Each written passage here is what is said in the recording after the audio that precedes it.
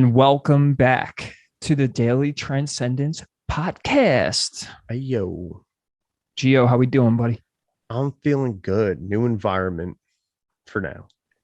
Yeah, I like that. Yeah. First thing I thought of was like red velvet cake. Mm, red velvet cake is pretty good. I'm not a cake person though. I Really would be not. if my teeth weren't so fucking bad. Yeah. Like you Yeah. could do you ever just get a craving for I could go for a nice piece of cake. Like vanilla frosting, I don't get cravings, Yeah. but if I see, honestly, red velvet cake, if Yeah. it's in the room, Hmm. I will crave it. Yeah. Yeah. There's only like one cake that I really liked ever since I was little. It was like a chocolate, like just regular chocolate sponge cake and like maybe some like chocolate in it. But there's I forget what the name of it, but it's like some sort of like caramelish type coconut shaving. I forget what it's called, but I don't know why. That's my favorite one. Other than that though, I don't prefer cake. I just prefer cookies. I mean, my skinny ass could eat anything. So, I mean, but at the same time, I might have not have a weight issue, but it's all my fucking teeth. Hey man. That's what happens when you're part of this reality then. You know, This matrix. it's been also another, we've taken another quantum leap, and we do have a person to thank for that, because I've noticed that there's always been these incremental steps, and every now and then you just climb and you gain a little more knowledge, and it's insightful. And we've gone through things like astrology, numerology, we hit the occult, we were studying religions, we went into history, we got back, we were getting into the Jesuits and the Freemasons, because that seems to be the talk of the town. Yeah. And then But besides that too, just even just all, yeah, like you said, like all these different conspiracies, I feel like it's more heightened, and there's like a validation now that's being more widely accepted amongst society of conspiracies. Not to say that's good, not to say that's bad, but with going into what we have now discovered even further about that, even the stuff that we were already going into, I think that's important discussion, because I don't think we really realize what we're doing. no, and I'm giving a thanks Yeah. to our guy Matt McKinley of Quantum of Conscience is his YouTube page. He's also on freevoice.io, I think. Matt McKinley, he's totally on to something. He's totally changed our trajectory of, you know, uh, in the future we're gonna continue to go into topics and things like that, and do the occult and do all this. We love it because we are in this matrix, and these things are of the matrix. But that's the point: is they are of the matrix. And the way that you gain more control in your life is to understand that it's just the matrix, and to not let it control you. And Mm-hmm. that's what Matt has helped us realize: is we're feeding the energy based structure we call the matrix by giving things attention and giving things energy and emotions. And the way it feeds, and I'm going to say that like that, like I'm going to say it feeds on us. And I don't know if any of you out there have seen Jupiter ascending, but it's a good metaphor for kind of how the matrix works in this thought experiment, in this theory that Matt has given us. And so basically, the way the matrix works is wherever your attention goes, energy flows, and you help feed it. So, where are we putting our energy, regardless if it's for the good or bad of humanity, if it's for conspiracy, if it's for trying to discover, uh, the Jesuits and the Freemasonry stuff, or if there's aliens, if the Earth's flat or if it's round? Are we getting consumed by a thought? Are we getting consumed by a group? Are we getting consumed by an idea? Are we getting sucked back into the matrix, regardless of what your intentions are on why you're learning specific things? Are we losing touch with ourselves? Mm-hmm. Yeah. And I think and I think now is a very important time to really talk about that, because also with just, you can go into the whole fact of, yeah, there's those older conspiracies that maybe would be, people would say conspiracies, or just, like Ray says, fringe topics of, of the old, that yes, it relates to the new. But even now, so today, with people really pointing out deception, whether it's within our government, with this whole uh, you know CV thing, votes, whatever, all that stuff. And people are getting consumed by that as well. And they think that they're creating a resistance towards this dark energy, or this Like bad part part of the of this. revolution. Yeah, like they think it's like a revolution process. And it's like, I respect it. I respect what they're trying to do, but I also respect um efficiency of being able to do something properly, Are we of getting really somewhere? yeah. And don't, like, you know what I mean? Like, it's that to think you got it all figured out and stuff. It can lead you exactly falling into or feeding the very thing that you're trying to fight against. And I think with what Matt has shown us, and how we are breaking it down even further, and things that we're going to relate it to otherwise, I think it'll help give people the tool, just like it's giving us the tool now, to really be able to break free from this so-called simulation or game. But also, we're still a part of it, so we got to play the game as well. And but how we're gonna be able to actually thrive in the way, and when I say thrive, I don't mean just of material, but to thrive in a way of um not getting played by the game. Yeah, because we are allowing the game to play us in a sense. And Mhm. what I think we're doing is we're missing the point. We're missing the aim. We're aiming at the wrong uh, end goal here, or at least what we think is the end goal. I think we're just misconstrued in our goals and aspirations as like the truth community and all that, and even people that are just normal. I'm starting to see a lot of other people that are more kind of not such the internet buffs that are going and researching, that are just watching the news, that are like, I'm turning off the news, I'm done with this. And it's because they're starting to feel that resistance, and the fact that it's always sucking off their energy. It's always feeding off of them, or at least that's what it feels like. Is like, if you ever like sat there at night with anxiety or depression, or you have something on your mind, and whether you can sleep or you can't, it just seems to be draining the life out of you, and there seems to be some sort of mechanism. So the fact is, the game that we're playing is, where are you putting your energy, and are you putting it towards yourself, and not in an egoic way, but more so, are you bettering your life in your own situation and raising your own vibration, and using that to do the same thing and uplift the ones around you? Or are you walking around yelling conspiracy and yelling, to wear a mask, or to do what you think that person should do, and coming with a negative vibration and just kind of feeding that end of it? And when we Yeah. understand the game we're playing, we start realizing that we are doing it all backwards, or at least we're stopping at the wrong spot. We're not Yeah. going far enough. Mm-hmm. We're getting distracted without realize that we're actually being distracted. That's the whole fucking enchilada of all of this. And it's just crazy. It just goes to show that the nature of reality is just so much more complex.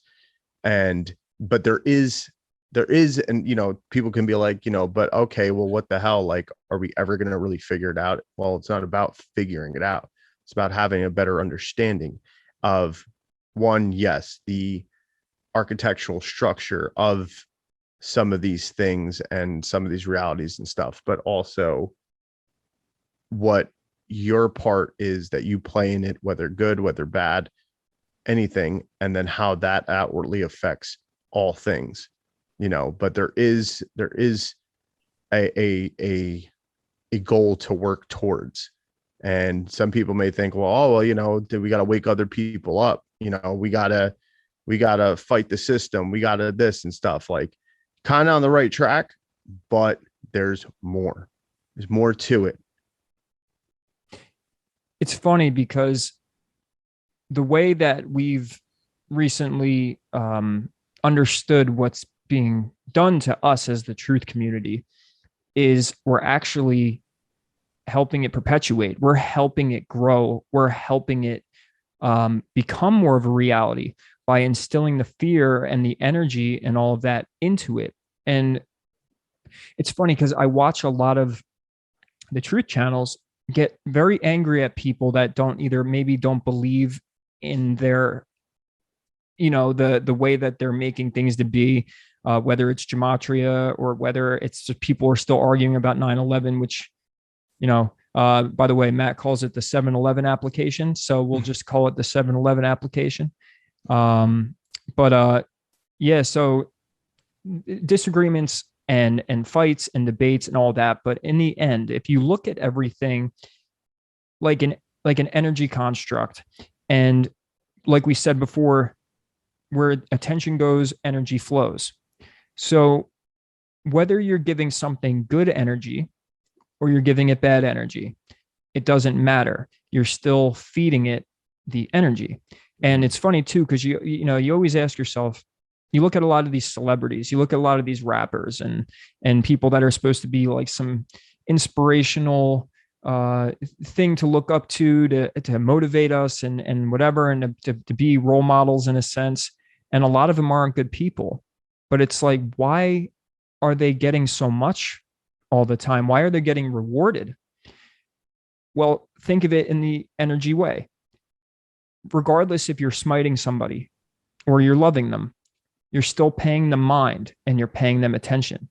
And if we think of things like we've discussed in the past as an energetic mirror, a quantum mirror, you're communicating and giving them more energy, whether good or bad.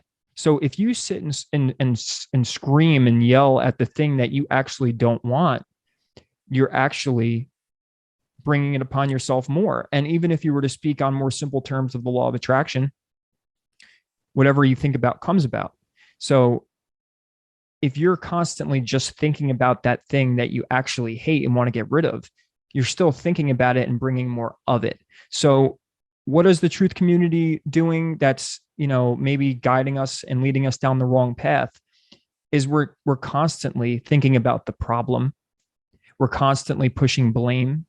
We're defending ourselves as we think that whatever way we're seeing it is the correct way, instead of being open and ready to hear other people's mindsets. We're always in this this competitive state. And I've said before in the past, like, growing up in a society where politics, sports, all of these things condition us. Just the way the system's built in general is, even coming up in school and you have to get straight A's or whatever. And the kids that got the A's got treated better and they were more, more popular. There was always that reward system, and it's good to have that. But from our childhoods, it ends up actually becoming way more serious than I think what it should be. We end up putting a lot of emotion into it. We put a lot of energy into it, and it all ends up being who's right, who's wrong, who wins, who loses. And I see that a lot all around the truth community. I see that all around the people that claim to be doing something good for humans, and yet the intention might be there, but they don't realize that their ego's getting in the way. Yeah. And by understanding a deeper, more, fundamental way of seeing reality and how we're being played as the truth community, and how it is we're actually helping this monster grow, is understanding that fact of wherever your energy and your attention is placed, it doesn't matter whether it's against it or for it, you're still feeding it. Yeah.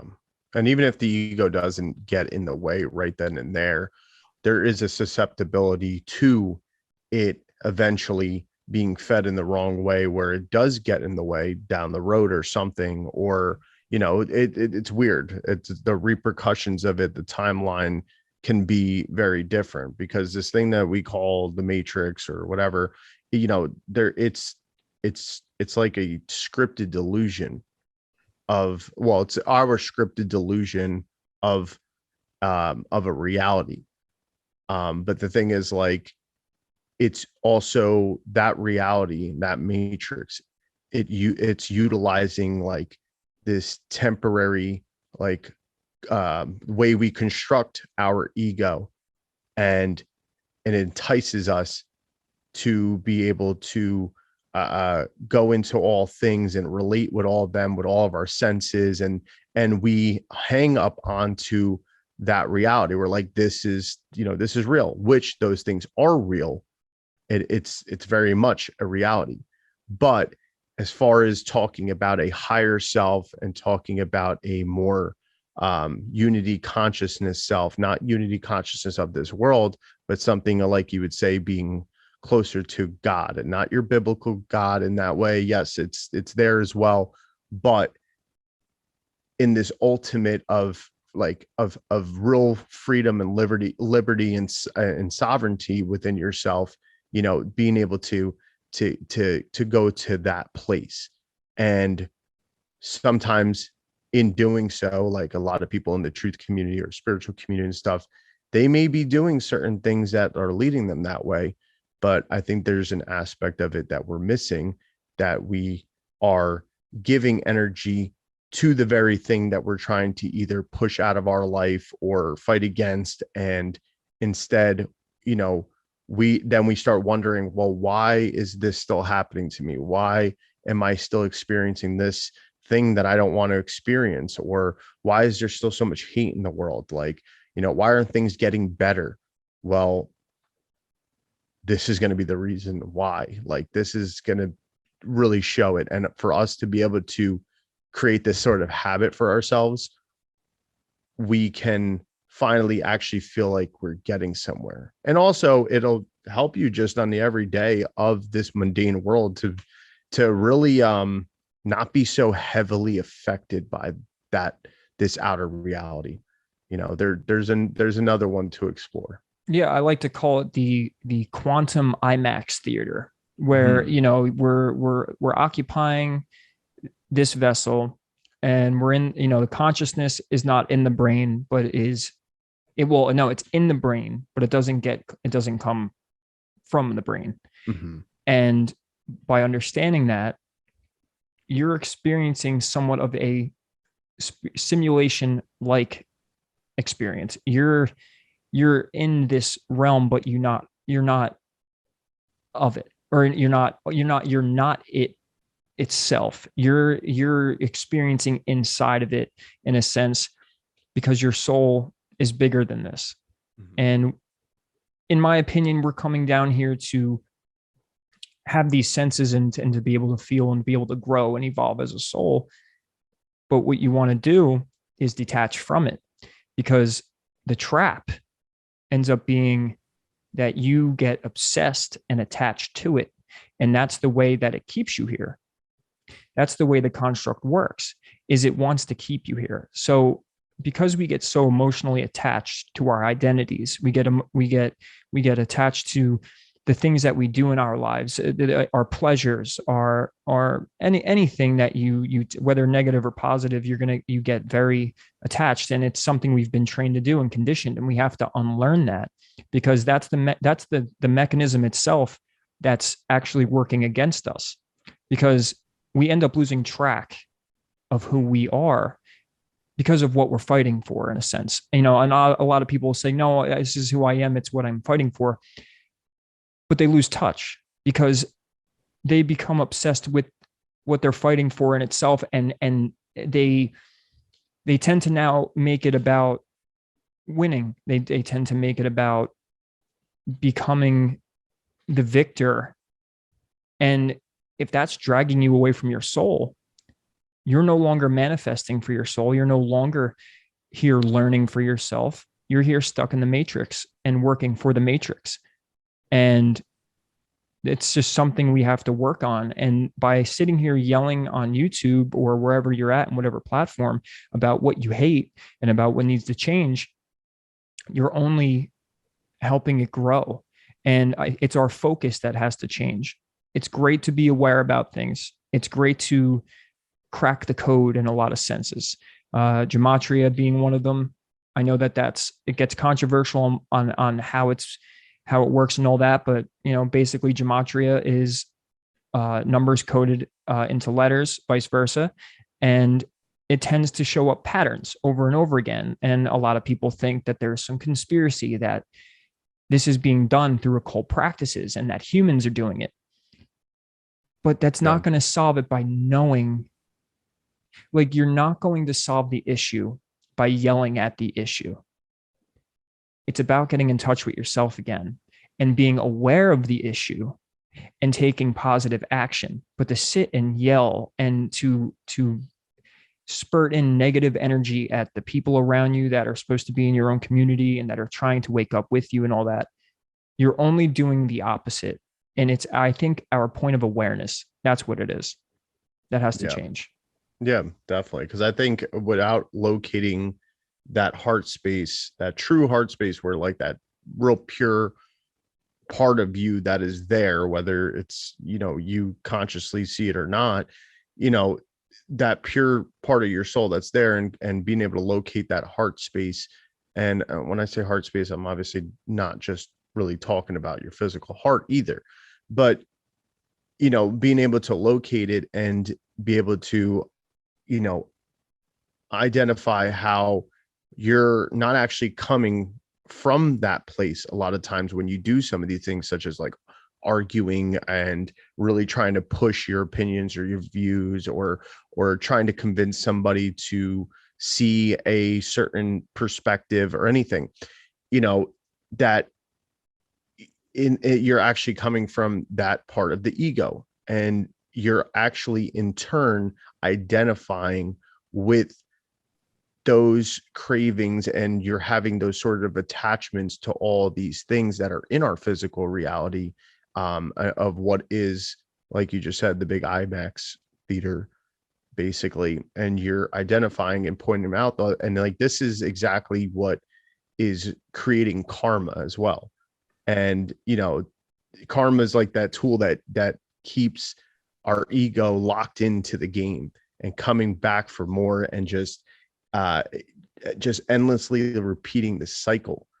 So it's like, how do we truly escape that? And I'm not just talking about just karma of you die, you come back in this life, and no, there's karma here in this reality as well. Mm-hmm. And there needs to be a sort of separation from it. And the way to do that is to be able to find that heart space and really secure your ego, because you need your ego too, but to be able to secure that and be able to start effectively knowing how to go inward and really being able to do the work there and creating that vibration, that frequency that it pushes back. That's the thing that pushes back, not you physically having to push back all the time or yell back or fight. Coming back inwards, it'll show outwards. Right.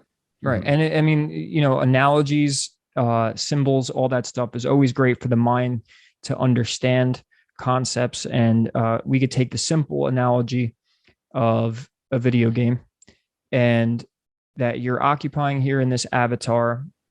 And let's just say, just for a thought-provoking conversation here, that the name of the game isn't actually to come here and gain all of the money and to get all the material success and all that. And that's just a piece of it. That's just like getting the level 2. But the ultimate end goal is to come here and take care of things to the point where you don't need this place anymore, and to detach from it, and to actually graduate from this place to move on to the next.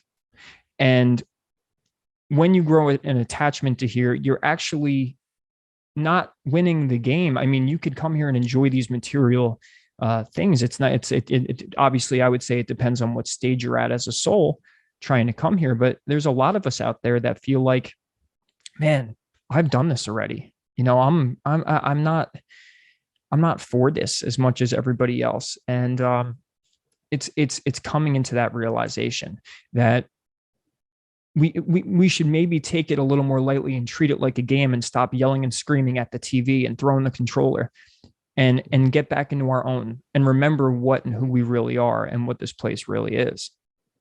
Yeah. And it's not to mean that you just have to disregard, certain responsibilities or anything. Like it's No, it's part of the game yeah, that to come in here and be a part of it, of course. yeah, because your soul, there is a consciousness, and we've talked about how is this ultimate harmonious unity consciousness, and things like duality and stuff, yes, exist and everything, which plays into a part of maybe some of those darker things we see in the ultimate matrix of this game and everything. But the soul has this conscious awareness to it, and that conscious awareness occupies this meat suit, which is physical, which is part of this physical. So you're not going to completely escape this reality and this life and stuff. And so it's like, okay, well, what's the point then? Like how it sounds contradictory of how do I not be part of the game and stuff, but also be able to go beyond the game? You know what I mean? I'm still in it. Well, that's the thing. It's because it happens on more of this etheric level, and you still have to act within this one. And yeah, sure, whatever comes out after life and stuff like that, absolutely, it'll have its effect there, I believe. But being able to come to the understanding that it's like, okay, well, I need to have a little bit of discernment of how much am I going to play this game, or what am I going to do to, change the rules of the game a little bit. Not that you're changing the rules in such a sense that you're becoming some sort of rebel or revolutionary type person, but the revolution comes from within you, and it's an evolution as well. Evolution of the soul, evolution of your consciousness. These are the things that help you in fortifying yourself within you, and helps you to take the process of escaping. I don't want to say escaping, but cutting off those cords of the things of this reality that are affecting you in all these sort of ways. Then you could think about many different ways, all the different type of programming that we have, and influence that we're getting and bombarded, and just life seems chaotic and everything. And it shifts your perspective.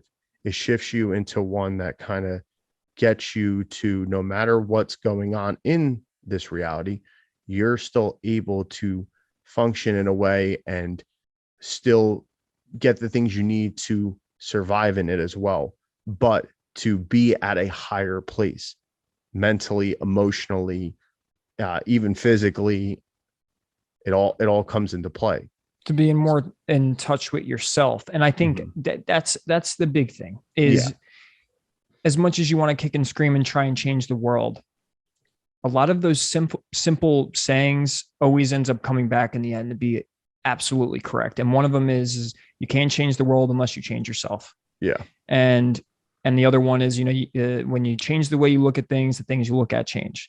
And it might just sound dramatic and, and cute and all that, but it's not, it's the truth, because we want to go and change out there and then not change in here. A lot of people, before you go into any type of research, or you want to go help and join a group and do these things, make sure that you have enough of your heart space taken up and filled up of your own soul, and know who you are fully before you go join a group, because then you end up becoming the group. You end up becoming the matrix. That's the point is, and going back to that video game thing, is the game is to grow yourself. And so you could flourish and then affect other people and help other people. But first you gotta do it yourself. And a lot of people use conspiracy and kicking and screaming and want to fight about which guy's the bad guy and who's the liar and who did the Jesuits kill this time and whatever it is. I mean, at this point, I watch all these things get repeated over and over again, and nothing's changing, and it's not doing a great job of waking people up. And it comes from the fact, I believe, that it's because the energy we're putting out is we're only perpetuating the thing that we don't want because we're always focused on it. And if we would learn to just focus on ourselves and to get into our own heart vibration, into our own soul, so we could vibrate our genuine, authentic, true soul, what we really are, we're going to attract the people. We're going to attract the circumstances. The things will take care of themselves in a sense. I'm not saying to be of no action. I'm saying, is what you're doing every day. And I understand if you're at a job or, you're not, I get that. And the system has to be reorganized. And of course that needs to evolve, but I'm just saying on your free time or what you're doing for the truth community and what you're speaking about, are you overly obsessed with what you're doing to the point where you're forgetting who you are and what you should be doing for yourself? And if you are, hey, I watch a lot of people also do that. But the thing is I still see a main focus on the problem and really not the solution. Or if someone has or is working on a solution, they're pushing some blame on something that we can't say is the truth. As much as numbers match this or the curvature of this is this, I get all that stuff. But when we kick and scream and call other people stupid and we're constantly putting out this energy that we have it figured out or join my team and all that, it's just not going to work out. It's a matter of just getting in touch with yourself and affecting your immediate environment and the people around you so we can all grow spiritually and become one in ourselves. And the game of the Matrix is going to be all about, are you in touch with your own soul? Or are you going to get attached to here, not learn anything, kick and scream to the day you die, and be stuck here, and then come back again and again and caught in that deadly cycle? We might be missing the biggest part of the game because we're so lost in the illusion. Yeah, because I mean, think about it. Do we really want to be knowing this and having this concept of the mind and understanding that we can possibly, even with good intentions at times, be perpetuating the very problem that we're trying to resolve or something, but the thing is, because we're not really looking at the full spectrum of what it takes to resolve that problem, it's like, are you willing to understand and come to a place within yourself that will help you accomplish the things in the way that really is the thing that's going to resonate with you the most? And there was something I had a thought on something too, but we'll come back to it though. I'll remember. Yeah. So, and it's not an easy, it's, if it was easy to explain, I've taken a lot of notes. I've listened to hours and hours of how the concept of the Matrix and where we're at and how it works. I do get, in my mind, I have it understood very well, but to explain it to other people, it's real easy to either sound like a quack or that you're confused yourself. But it is the path to truly liberating yourself, because the logical thing is, oh, I have to fight for my rights. I have to go fight for other people. And we always have to come back to what's the energy that you're putting into this? What are you actually doing by the rules of the Matrix? Because what you resist will persist. What you put your attention towards will grow. And we have to learn to focus on the growth factor. We already know what's wrong with the world. We already know that there could be potential secret societies and that there could be corruption in the government and that bad things are going on. And with the whole CV and all that other stuff, there's so many stories and narratives, and you could get so lost going down just one path and then eventually having to take a U-turn to come back, and then you take another turn and kind of, and then you think you're getting somewhere, and yet you're not getting anywhere. Yeah. And it seems to be an ongoing pattern are we really getting somewhere, or are we missing the point? And that's what we're going to get at. Yeah, we need to figure out how, what more than just saying, oh, the path of least resistance, like really understanding what that path is and being able to stay on it. Oh, and the thing that I was remember that I was going to say was, I'm going to use an example of that whole thing of the path of least resistance with something currently going on that like is just coming to mind now. And you could see how the media, the government, how it's actually influencing and programming us to believe that this is a reality. And we're right away, all of a sudden, it's striking us with fear or anger, making us put up a certain wall, and we want to right away fight back. Meantime, yes, I know this thing is occurring already in some places and stuff, but there's certain people that are already hung up and the thing I'm talking about is the fact that now that there's possibly going to be people knocking on your door, what I'm going to call them Jehovah's Witnesses, and to knock on your door and tell you about getting the jab, the action vaccination. Yeah, exactly. And trying to get you to convince you to get the jabby jab, and and to give it to you right then and there. And there's people that are livid about it, which I understand. People that are like, do you come to my door and you see what happens or whatever and stuff like that. But take a second to process. Don't get so emotional just yet. 1, is it happening yet? 2, no. 2, do you have to take it? No, you don't. But also think about it this way. They come, right? Jehovah's Witness comes to your door. Have you heard about, our Lord and Savior, the fucking jab? Well, you sit there, you answer the door, you get all visceral, you start being real non-compliant about it. Think about it. You are acknowledging that little fucking minion of this all higher thing and this agenda that's going on. You're acknowledging it as this thing that's actually effective, giving it power. Exactly. You're giving it power. But not only that, they're documenting you down as, okay, that person lives here. That person has a wife and kids and everything and stuff like that. They're non-compliant, and they're going to take that data and it's going to go back to wherever it goes. And it gets to stew more. So if things do really shit hits the fan, they know where to find you. They know to keep an eye on you now as well. But instead, what's a simple thing you could do? I'm sure you want to fucking tell them off. Absolutely. But say you don't answer the door.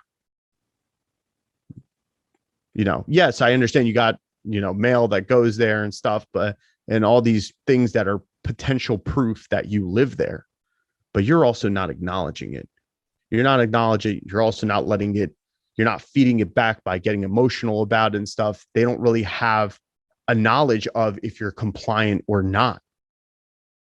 So therefore, they're not going back to their headquarters with any data of you as a person and what your views are on this whole thing, because you didn't answer the door.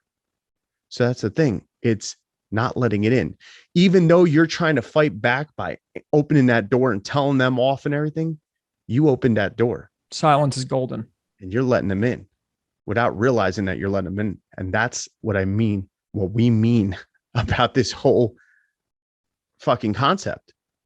And I think if that doesn't make it relatable to you now, I don't know what will.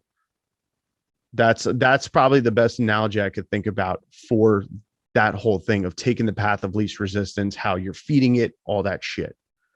Yeah, you're giving it an emotional reaction. You're giving it power because you're giving it attention. And we'll just state it. I usually, as a person who's learning as he's going, and I have been learning for a very long time. I look very young, but I'm 31 years old and I've been in this game for over 10 years, definitely. and studying the works and nature of the universe and how reality works, and then also looking into conspiracy and the construction of the society that we live in. I've always been a highly aware person, and I don't usually just like to state things, but I'm going to state a few things: that we live in a quantum vibrational world, and that, and with scientific fact, we've proven that everything and anything exists, that time doesn't exist, and everything exists all at the same time. And the thing is we experience this linear life because we need it that way, or we wouldn't be able to experience. There would be no point to life if you weren't riding one single track. But we have the ability to tap into different realities, and this just doesn't come from a physical, psychological standpoint of course, if I think different and I act different and I feel different, different things are going to come about. Well, of course. But the thing is the energy factor is so important, because what it is you're an antenna, and you're tuning in constantly and helping things bring about and manifest. And we do this on an individual level, and then we also do this on a collective level. And if you look at where the media is at, and social media, and where all the minds of the citizens of America are at, and even the whole world, and think about the focus. And so if we bring about what we think about and what we feel about, and we're consistently, getting mad at other people, and like I said, the negative energy to that, or if we're constantly listening to the TV and we're sitting in fear and anxiety of what's being spread, and we're watching things like what happened in Florida, and God bless their souls, and I wish them well. But if we constantly have this focus, and we're doing that as a group, wouldn't you think that we're bringing all of that more and more on, because more of us are focusing on it, more of us are thinking about it. We're not focused on ourselves anymore. And it's like almost like the reality itself and the government, or whatever you want to call it, is its own entity now. It's alive. And because we're giving these ideas power and all of this, we're watering the seeds every day, because we're constantly thinking and feeling towards these things. And as a whole, because we're focused, we're not getting rid of it. I don't care if you're fighting for it, you're fighting against it.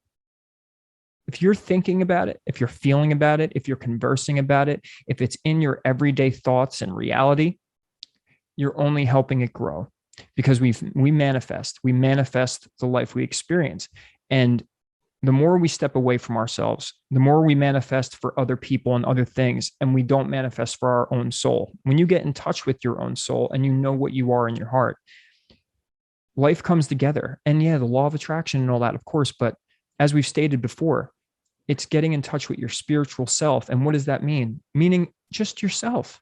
Know thyself, know who you are before you go out kicking and are you even really fighting for anything that you truly want to fight for? Or is it because you have no direction, or you're confused? And if you are, take a step back. We're all so aggressive and ready to go, and we get it. I mean, we're humans too, that live in this, the state that everyone else is dealing with.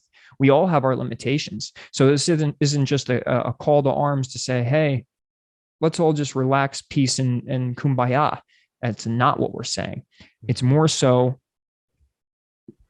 having this directional change of focus and understanding where we're really at and what the real goal is, and to change the mission in a sense. Because right now the mission is to fight against that thing we want to get rid of. And by rules of the universe, by ancient law, we're fighting it, we're growing it, because our attention is there. Yeah, because your best weapon is not necessarily your guns and going out to protest or rioting or trying to overthrow a system and stuff like that, or even sometimes your words. Your best weapon is the development of your consciousness, the development of your higher self and your inner self. And how that is because it's allowing you to tap into a higher vibrational frequency. And since everything is vibration and frequency, if you're tapping into something higher, you're tapping into something that's beyond the frequency of which we live in, that we call our reality. You're tapping into something that's going to manifest into, you're calling upon it basically without trying to go out and force it. You're calling upon it to come within you and work through you.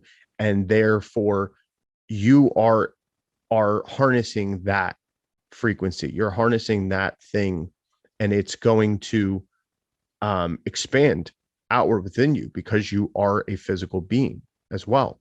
And it's going to manifest now into the physical. It's going to be infectious. You think, you're just one person. Yeah, well, you're just one person when you're going into a group and you're fighting for a cause and everything. But what do you say? Oh, well, together, we got the majority and stuff. Well, same concept works for this though. Why are we not developing this on top of it?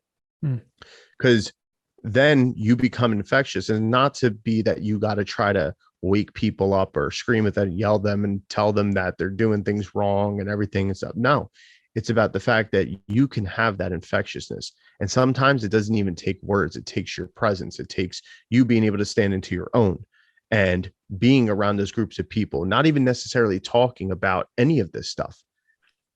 It could just be it coming up in natural conversation, and you giving somebody and just how you are being now, coming from a place of your higher spiritual self or anything.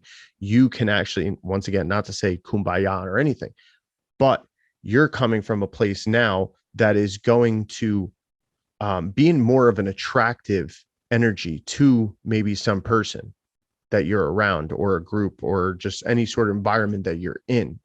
And because of the fact that it has some sort of sense of peace to it, it has some sort of sense of feel goodness to it that maybe most people are lacking right now. And that attractiveness on its own is going to draw them in, and it's going to develop now. Now you have two hearts working on that same development of consciousness and development of that heart space and that output of frequency in that way. And it's going to keep growing and growing and growing. And next thing you know, it's more infectious amongst the collective. And I think that that's the theme of where we're getting into as a whole, as society, and how the world is going, and even just the cosmic universe of things and all of that. And even with astrology, when we say age of Aquarius, we think that it's like, oh, okay, well, connecting now with technology. Well, no, it's about using the arts as well. Using the arts of being able to not necessarily have to express everything with our words, and being able to be so physical with everything and stuff. Sometimes the best expression comes from these more creative art-based things. And these are also things that are tapping into the higher self as well. So when you're developing them and then outputting it in that way too, it's also creating more of an emotion behind it. It has more of the ability to attract somebody towards it and get a certain feeling that they need in order to resonate with it and to allow it to come in for themselves as well, no matter where they're at. And I remembered what I was trying to, the law I was trying to remember before we started recording was the law of resonance. So like you're saying, if I get in, like anybody, if I'll use myself as an example, if I get into a state where now I love music and I love astrology and I love whatever brings me back to my happy place, makes me feel like Ray, makes me know I'm Ray, it just brings me to a good frequency. It doesn't matter if someone else has different things that bring them to that frequency or not.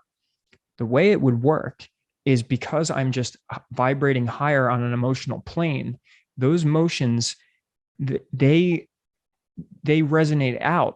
And with the law of resonance, which what that is, if you use two guitars, two acoustics, and you pluck one string into the note A and the other one is slightly out of tune, when you pluck this one, the other guitar will start vibrating at the same note. Mm-hmm. So like that, us humans do the same thing. So if you walk around with a higher vibrational frequency, there's going to be two things that happen. you're going to either affect other humans and lift them up and bring it, or you are going to be repulsive to others, where they're so low and the note is so different and their tune's so different that nothing will come of it. But the thing is by walking around with that higher frequency and tapping into the higher power and into the higher self, you're giving other people a chance to also do the same thing you are. So it would be our work not to kick and scream and walk around with a chip on our shoulder saying the Jesuits did everything and whatever, and Jesuit Joe is going to kill the world and knock on your door. It's really not it. It's getting in touch with yourself, because when you start to vibrate higher, you become infectious. And regardless of what things make you happy or make you feel certain ways, it's just about getting into that higher state. And we all know that when you get in a good mood or in a happier vibe and all that, good thoughts just start to come. You start to notice better things. Your brain naturally kicks on and starts to notice a better world. So it's about just getting ourselves out of the slump and out of the focus of all of the issues and start focusing on what the solution is. Yeah, I think, and that really, what the reality in the Matrix has been showing us is that now is a perfect time to do these things. It is a perfect gateway. Like it is, and this is not the only time I feel like that humanity has had these evolutionary times to be able to do these things. When I say evolutionary, I don't mean necessarily something that's evolutionary physical. Like I said before, it manifests into the physical in certain beings and certain things and certain aspects of life, and creates new realities as well and new perspectives. But it's an awesome time for that, because there's so much information that's being shown to us that there's such an opportunity of development of something more than just of this world and of this reality. There's something more that is able to grow within us as well. And we need to be aware of that. We need to be aware of that and be able to further explore those things a little bit more than exploring so much of the information that's coming in from this outer world thing, this thing that's just projecting its own reality, that we think that it's the ultimate of what we're a part of. We're a part of it, but it's not everything. Well, is it itself driving us to take actions, or are we actually coming from inside and pushing them out? Yes. Is the reality influencing you to the point to lose touch with what you were really here for in the first place? Exactly. And like what I'm saying too, that like this isn't the only time. And if anybody needs further proof to understand how, this is something that happens that has happened as well in the past and stuff. I think a good example would be because I said how sometimes it's not about words anymore. It's not about fighting back physically and stuff. And what did we just get into? We went into a lot about the Protestant Reformation with the Vatican and Jesuits and that whole thing. And because that was its own revolution, that Reformation was a revolution. And it sparked thought and ideas, and it sparked ideas that were contrary to the norm of what was already being projected by the Vatican and Jesuits and everything. And therefore they started developing the mind to be able to write and read and put out these things. But with doing that in something such in a physical form as well, even though it was good, it also created a more of a resistance, to the point where it created a whole nother pendulum of them people, you like that English? Them people taking that now and being like, okay, well, this is now the new thing that people are doing. We're going to change it our way. And the opposition of the very thing that we're fighting for jumbled it up. And all it did is it jumbled up. Now we have, that was the whole textual criticism era and changing of documents and manuscripts and Bibles and all these things, and literally everything just getting so diluted now at this point. But what did that now end up leading to? Because there were certain people who were attuned and got in tune with themselves and went more into the creative aspect of their minds and went to something that was more connected to the divine, that they started almost encrypting in a way truth and expression. And they did this through art, started doing it through music. This is what brings on the Renaissance. Yeah, not like drill rap and yeah, not trap that. and all Like, that, but like we need more inspiration again. We need mhm, to, music is a form of emotion. yeah, And what even that, like Confucius, the what was it? Like the state of a kingdom will be furnished by the quality of its music, and like or a that. society. And the thing is like music is vibration itself and emotions itself. And how is art even affecting us at this point too? So like that even needs to be Mhm. reformed in a sense that we need more artists and people that are more inspirational. But that system is grabbing on tight because it wants to keep feeding. So even the industry of art and music and all that is taken over by this concept of, you know, selfishness and greed and aggressive, sexuality and all that stuff. When we get so disconnected from love and it sounds gay, but I don't give a fuck, like it's Just gay, it's happy, it's it's good. the truth. Especially in this day and age, you're going to have to accept that. Yeah. So it's not a bad thing to be in touch with your emotions. And actually, because guess what? I mean, as much as any tough guy out there or any bad bitch out there wants to be in their own ego and all that, at the end of the day, when you understand how the energetic functions of this reality work, that all of that negativity, all of that selfishness will always be mirrored back and will catch up to you in the end anyway. And that is your karma. And karma translates to action. And the thing is so you're taking action from the ego and you're taking action from a negative place. What goes up must come down.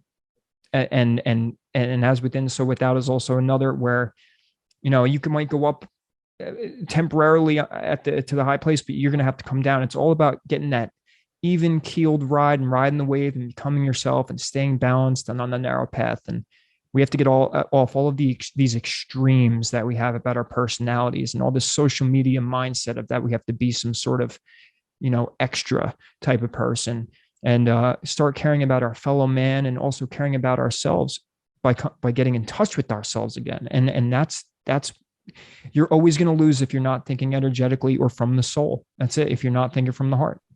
Yeah. Hell yeah. Louder for the fucking people in the back. Wish But I could be loud. yeah. It's 222 actually. 222. 222 a.m. No. Yeah, but I mean, you know, even just in order to even accomplish that balance in the outer world and stuff, you have to first create that balance inward. I think that's the overall thing that we're trying to stress here when it comes to that. Yes, we're going to go more into, and of course, all the time go into on the ways of actually developing those things. And we have said now, like really going into the more creative feeling based of things, but not so much feeling based of, like we were saying before, how we can develop such an attachment and an emotional attachment to these things that are in the outer world, developing more of an emotional attachment to something that's beyond you, that's so supernatural, but that exists. It's there and exists within you, and it's way more vast than our understanding. And it's not necessarily the same thing with a lot of these things that we're talking about. It's not necessarily that you have to go and figure it out. There's a lot of these things you're not going to figure out. How can you figure out those things anyway if you're not figuring out yourself first? If you're not even figuring out how you function, Well, in a most people think that that's a lost cause. Like most people think that it's like, oh, this kid's telling me to find myself and all that. I mean, I don't even know who I am, or you think you know who you are, and that's just you speaking from your ego. Because if you yeah, knew who you were, you'd be happy and you'd be affecting the world in a much more positive way. And hey, if you are, this only goes out to you. It's like this goes out to who you are, yeah, in a sense. So, like, of course, we don't speak to everybody in a sense from that But we are saying that if you aren't aware, and if you aren't in your own, and you aren't doing things from the soul, then there has to be that point of coming back inwards, taking that in breath, and getting in touch with yourself again. If you don't know who you are, that's the only thing you should be worried about right now. Not about what secret societies are doing, and black magic and pedos and whatever. All that stuff's going to be there, and we'll take care of it. But we need everyone at their strongest vibration, at their strongest state, before we can even take that action. And because it's not going to be strength of just physical manner, but spiritual manner. It's the energy that's going to override the earth and change the world and change the matrix and form it into what it is that we want, because we're communicating constantly to this structure. And it's not your words and just your actions and whatever. It's you as a whole spiritually. It's you emotionally, and what you're doing to instill that vibration in you on the daily basis. And if you're not doing something like that on a daily basis, and you're constantly you're doing things, whether it's for look, or it's for some self-gratification or self-validation, any of that stuff is not a good place to come from. It's learning to love yourself first. There's no other question about it. Yeah. And I really do believe that it takes only a handful of the world population to get on the same page of knowing their higher self and being more in their higher selves. And it takes, only a handful of people all doing that and somehow connecting their frequencies all together. And I think just tapping into an overall frequency of being in that state, that it only takes just a handful of people like that to really have momentum in changing the things that all these other people that aren't doing those things necessarily are. They're just chasing the wrong things or whatever. Then you have other people that are asleep, that it'll actually change the tides of what we're seeing in this reality that needs fixing so bad. Think of the analogy of, if you have a dark room and you light just one candle, that one little piece of light, that one little flame can light up almost half the room. So light always overpowers the darkness, and it only takes a little bit. And that's a true metaphor. It really does work like that in a sense. We're only probably 20%, whatever the number is. It's going to be a minuscule number, but not a lot to help change this place. And so we bring it back to, where's your focus, and what it is, are you really, what's it that you're really doing to help yourself in the world, and to lift you up? Because the energy or the matrix is only sucking you in when it's trying to lure you into another conspiracy, or another secret society story, or another sad story on the news. And what are those things really doing to you? And if they're not making you feel high vibe, or you're not getting any progression, it's time to just make a change. It's just what you're doing just needs to be adjusted. And it's how is it affecting your inner world before anything? Yeah. And many times on this podcast, we have spoke about, talking about this, going inward with yourself, really discovering yourself, getting, elevating consciousness within yourself, getting to your higher self, whatever.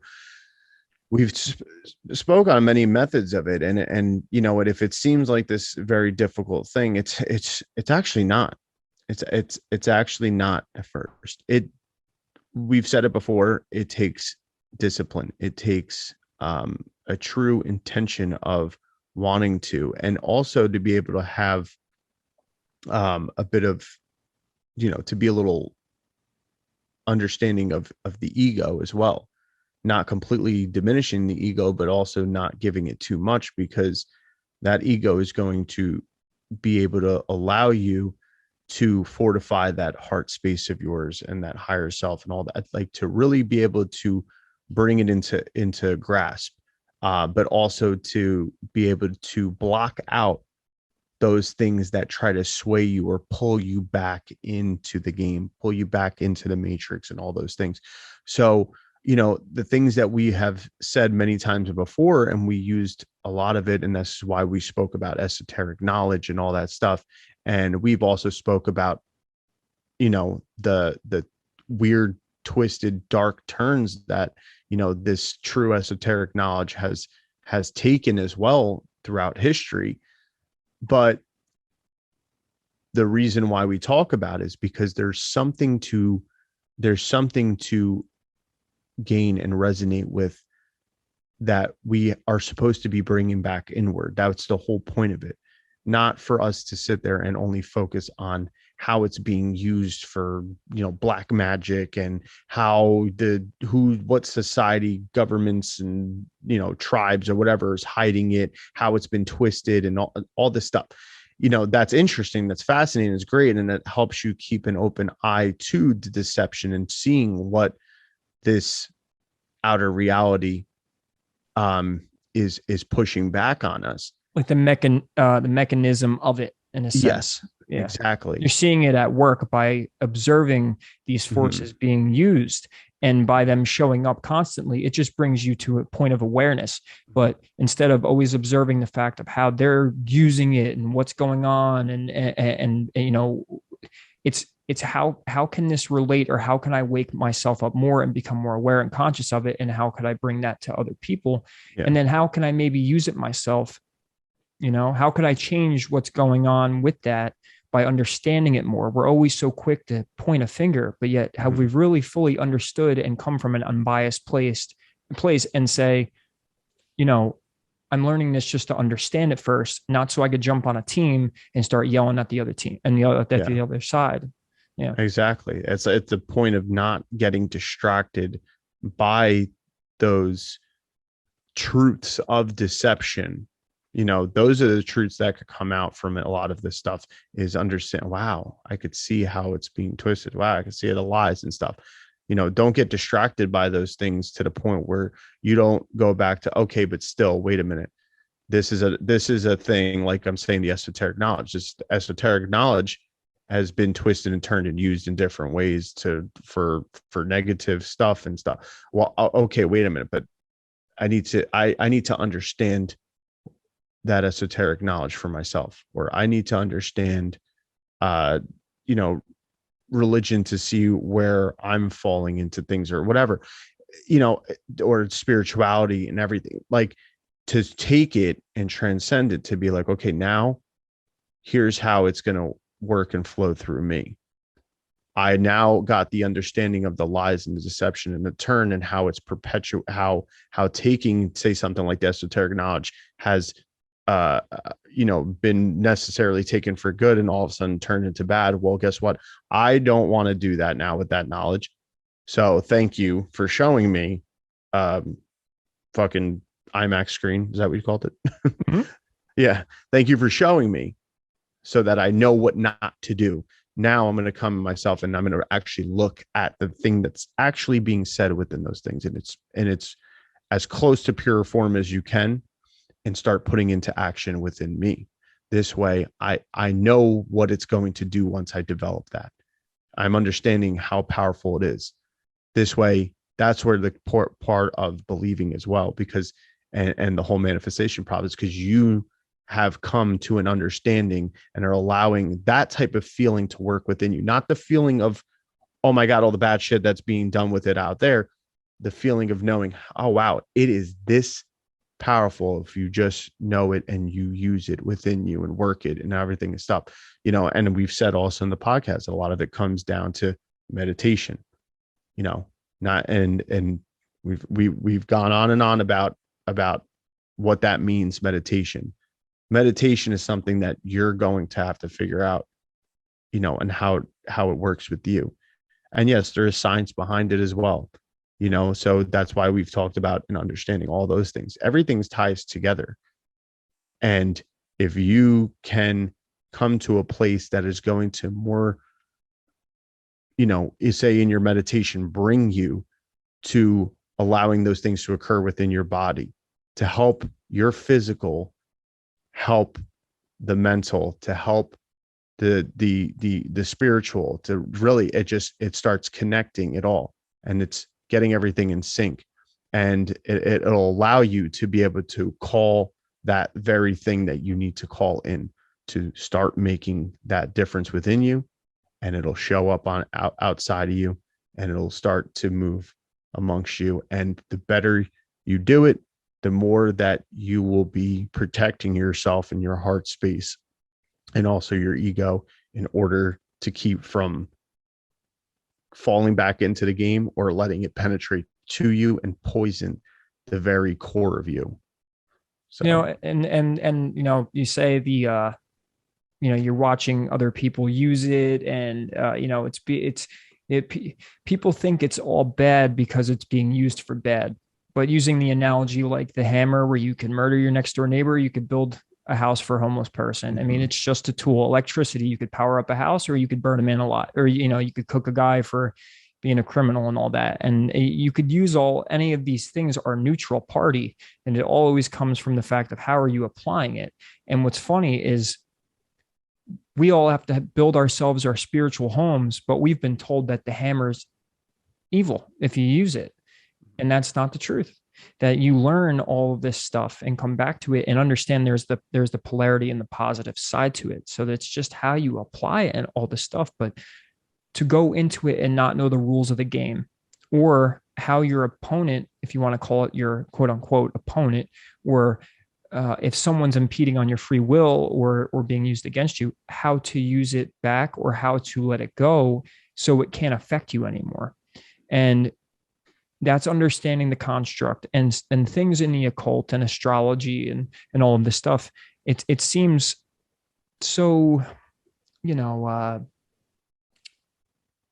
non-applicable to a lot of people because they think it's you know, it's fun and games, or it's nonsense and bullshit, or very some people whitewashed. Yeah, or people think it's you know, it's evil and it's heresy and all that stuff, and it's just not the truth from how deep we've gone into it. So it's more so understanding the game, understanding the tools and everything, and we've been had, because since actually for I don't even know how long, for maybe thousands of years, for this knowledge was hidden, and then it came out. But then when it came out, it came out through the way of watching other people use it and for negative reasons. And then now we're all just focusing on, oh, these people are doing it and they have us convinced that we're doing it, but we're forgetting that it's the attention that counts. How are you seeing it? How are you looking at it? And are you even using it, or are you just kicking and screaming at the other person or thing that's using the actual knowledge itself? Are you even applying it the right way? That's where we need to get caught up. We need to get off the fact that we need to go down these rabbit holes of conspiracy and learn the functions of where we're at, what we're in, and what we truly need to do. And as the more we grow and become connected, the more of an effect we'll have, because we'll have more collective energy to go towards these things. But we have so many people brainwashed on, you know, the TV telling them something and then believing it, and then they're kind of just constantly bringing that reality about. So changing our focus. And I do have a diagram I wanted to show. So when we post the video, and I'm sure when we're doing the pod, or when we post this up on the actual streaming thing for the podcast, that people will still get a good idea of what we're talking about, because this diagram this is what we were thanking Matt McKinley for. And this is Matt McKinley of Quantum of Conscience and YouTube channel, and he's on Free Voice. I got to say that again. And he designed this. And once I watched his demonstration, it gave me such a good visual. It made me understand it way more, and it even simplified it. And, you know, I'm not trying to say this is fully truth, but this resonates with me to the core.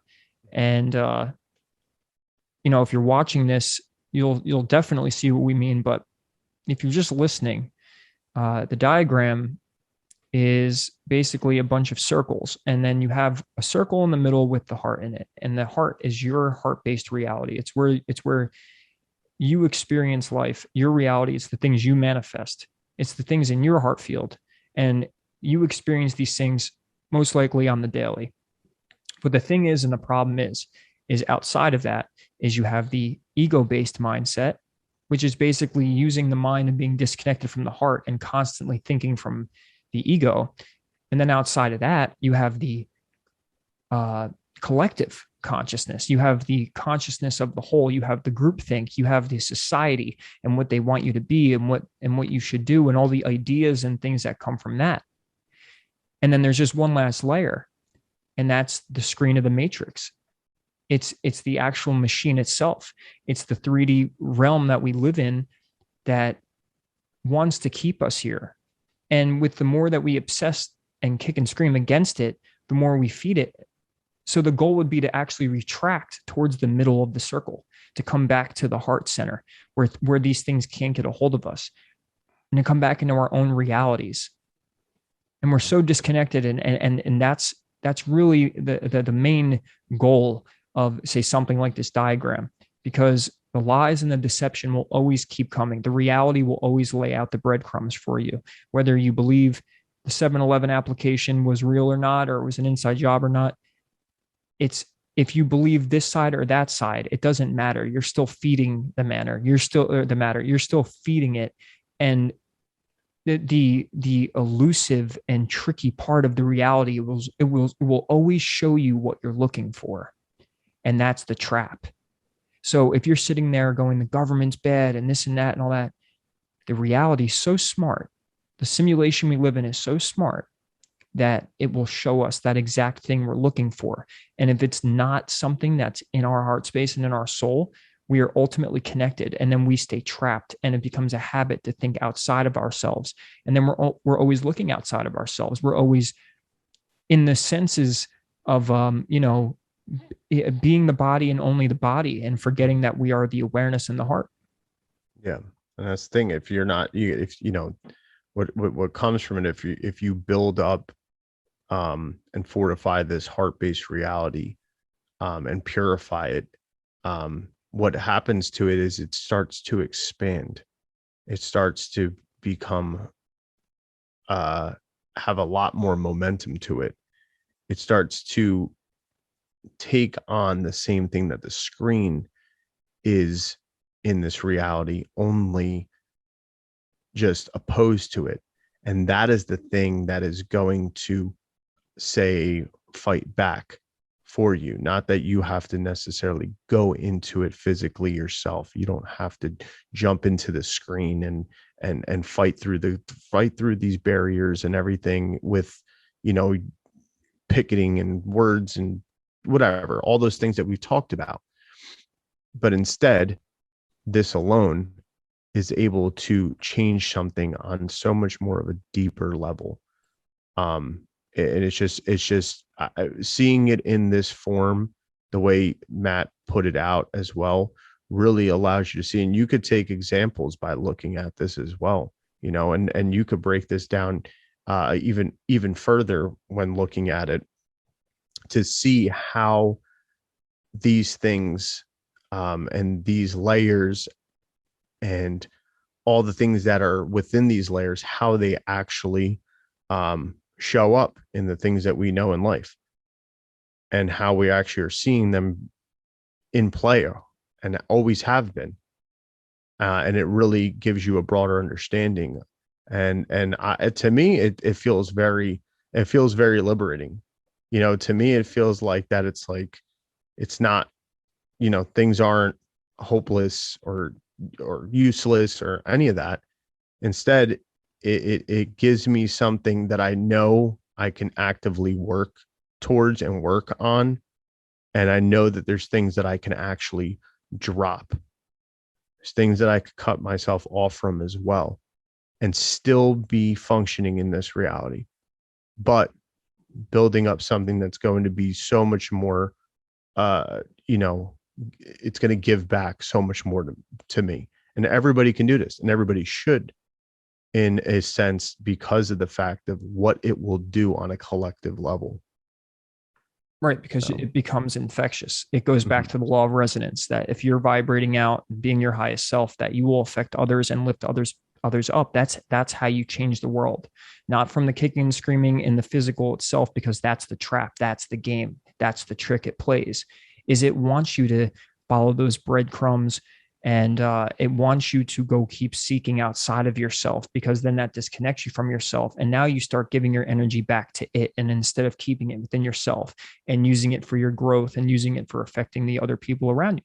So the thing is all the concepts and ideas that we've gained from society and from our parents and from our friends and from everybody else that, from outside of us, this outer reality is shaping us more than, from the inside. And that's the goal, is to figure out what's truly on the inside. But we have to unlearn. We have to separate ourselves from the Imax theater. We have to remember that it's just a movie. We have to remember that we are powerful enough to create our own world and to bring things back to ourselves. And once we realize that, not only do we gain the control back, but we start giving it to other people. And that thing that we're kicking and screaming against, it ends up deteriorating. It ends up dying and going away, because we're no longer even paying it any mind.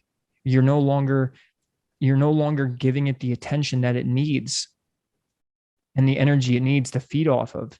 And when we do that, all of these things that we've come up with, all these traditions and all this culture and all of, understandably, we want to congregate and be one, but we're doing it in the wrong sense. We're doing it for the outer reasons. We're not doing it for ourselves.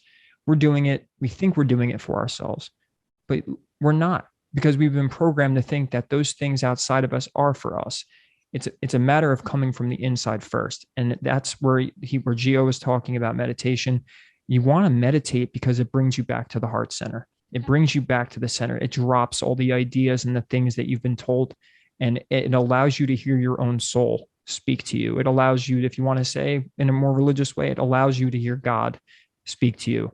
And you could say in simpler terms, just your own spirit, what it is that you truly love about life. And if you haven't found it, it's time to find it. And this is the only way. Society and the screen, the IMAX theater, is not going to tell you what it is that your soul needs. You have to find that out. But if you don't, it will decide for you. And that's what we're doing. We're allowing this world to decide for us what this life should be about. Yeah. And I think there's something I want to make sure that we don't gloss over that you said was about, that's a big part of this as well when it comes to that heart-based reality and doing the work on that reality. Is there, it takes a lot of unlearning things. And it's just crazy, because it's like, that's literally the beginning of our podcast. Those first few episodes had a lot to do with those things of how we believe and how we've been conditioned through what's being shown here as the screen, as, society and everything that has infiltrated our heart-based reality. Our heart-based reality came from a pure place. It was untouched. But as we've grown and developed and everything, between parents and schools and governments and all these things and experiences in this world and stuff, and not understanding the separation between, the outer world and the inner world and stuff, it has infiltrated our heart-based reality. There's feelings caught up in there about things, or importances given to certain things, where it's like that we need to be able to let those things fall and shatter some of our realities to be able to come to one of this real pure heart-based reality. Not to say that you're going to be perfect or anything. It's not the expectation to be some sort of saint or anything. It's about the fact of being able to be like, okay, well, I can understand that life has shown me this and programmed me in this way. And it's not to say you need to go back and get mad or blame, because I think that's also something that society has taught us with, survival of the fittest, that it's a dog eat dog world, and that, we see it all the time with our, within the news of, and just not even just in the news, but just in general, with the governments and like trying to constantly countries blaming other countries for this and, victimization all the time and stuff. And we've taken that on as something of our own response to a lot of our experiences in reality. And that's a major thing to move away from, because once again, if you start falling into that victim role, you're playing right back into society. You're playing right back into that screen, and you're connecting back to it no matter what. So no matter what, how bad of something this thing has happened to you or whatever, that's where you have to have that mindset of understanding where it came from, the origins of those things.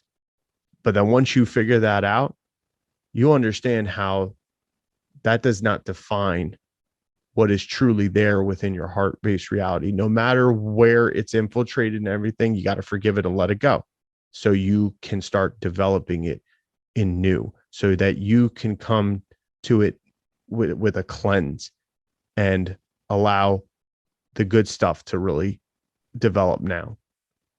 Right, right. And for the next few episodes, and well, there's a few more things we want to go over with this, because I did make a connection with Matt's work and a book I've read a number of times. I've talked about it, transurfing and the idea of pendulums. And I know if that you're into the occult, you know what an egregore is, and an egregore is basically think of it as like an entity. It exists in the astral world, and it's like a thought construct. And what it does is it has this control over a group of people, and it influences their thoughts and their emotions. And it only grows because those people keep thinking and feeding into it. And they keep, whether they're doing rituals or they're just giving it emotion on the daily, they're paying it mind, they're paying it attention. And once again, what are we giving our attention to?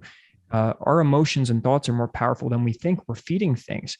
And so I do want to definitely elaborate more on this chart, and we will, and there's many things to go over with it, but we won't stay on it too much on this episode, because we're gonna carry on with this and refine our presentations and our talks on this the more as we go, because it really isn't an easy concept to try and represent when me and Geo take it into account that we're trying to talk to everybody, whether you've never heard the concept before or you have, or you're at a certain point where you're halfway there, or you're where we're at, where we're not all the way there, but we're learning as we go, but we understand it.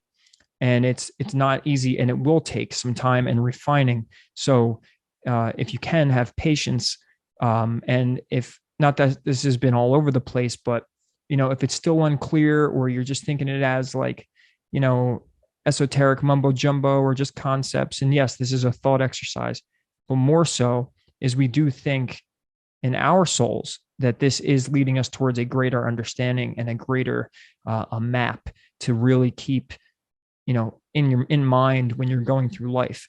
Because even like when you look at Matt's drawing, there's from the center circle of where the heart is, out of that you have the ego ring, and then in the ego ring you have a hand coming out of the heart, and you see another hand coming from the screen or the society, which is connected to the screen. So society and the screen are constantly trying to grab you out of your own space. And so you could use this diagram to remember that there's always going to be things that are going to try and take you out of your heart and take you out of your own individual self and your higher vibration.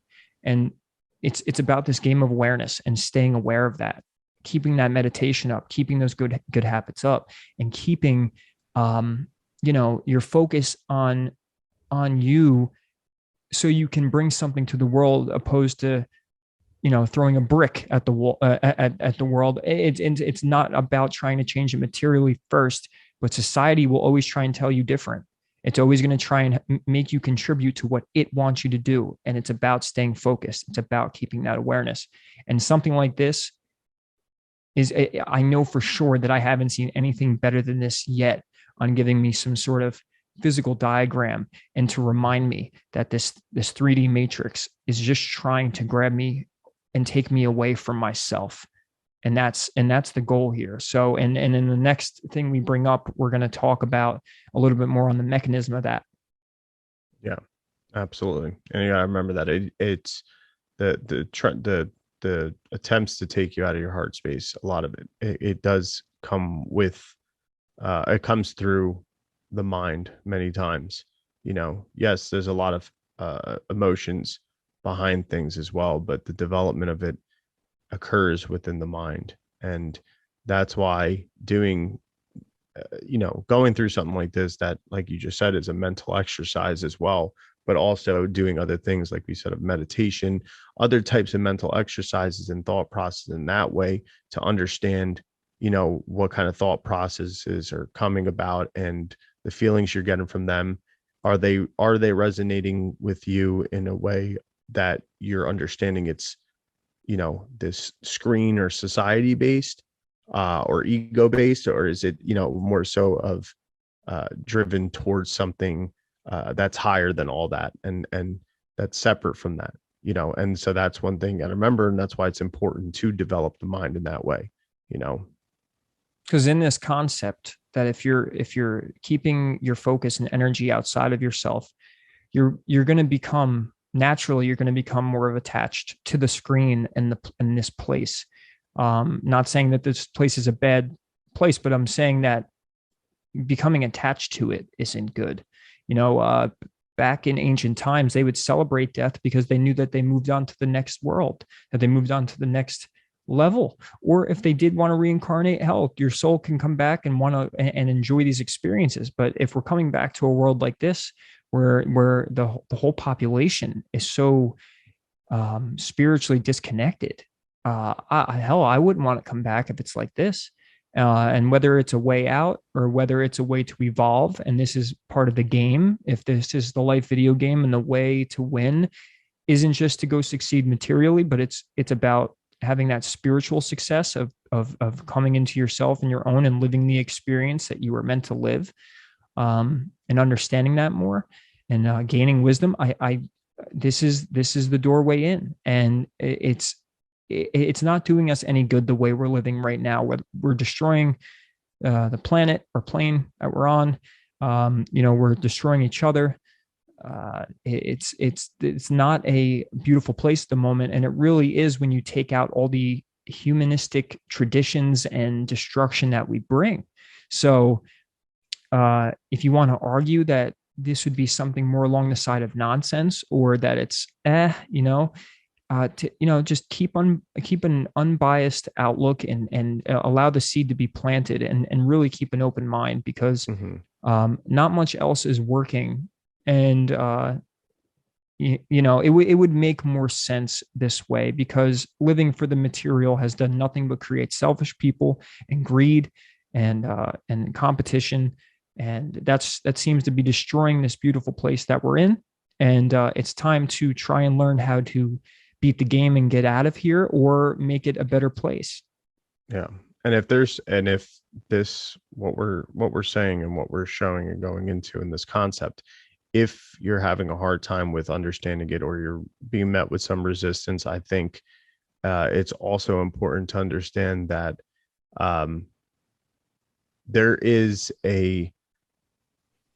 I think there also is, like we've talked about, divine timing as well. I think there is a potential that, you or maybe somebody else that you would want to hear this information and stuff may not necessarily be ready, in the sense they may need some more, they need to maybe experience some more things coming from, these more outer things, to drive them to actually make the disconnect, and to come back to the heart space center and stuff. Or maybe this is the thing that actually allows you to kind of understand, or maybe that you're getting it, but you're not getting it. Don't worry. That is still, in my opinion, a good sign for the fact that something's brewing there. Something you're going to be led to more that's going to help you be able to do these things, because you're implanting this now within yourself, that you're making that attempt. This is an initial start as well. The same thing for us going into it as well. Like, it is also an initial start for us in our own life, and on this journey, and with you guys listening with us,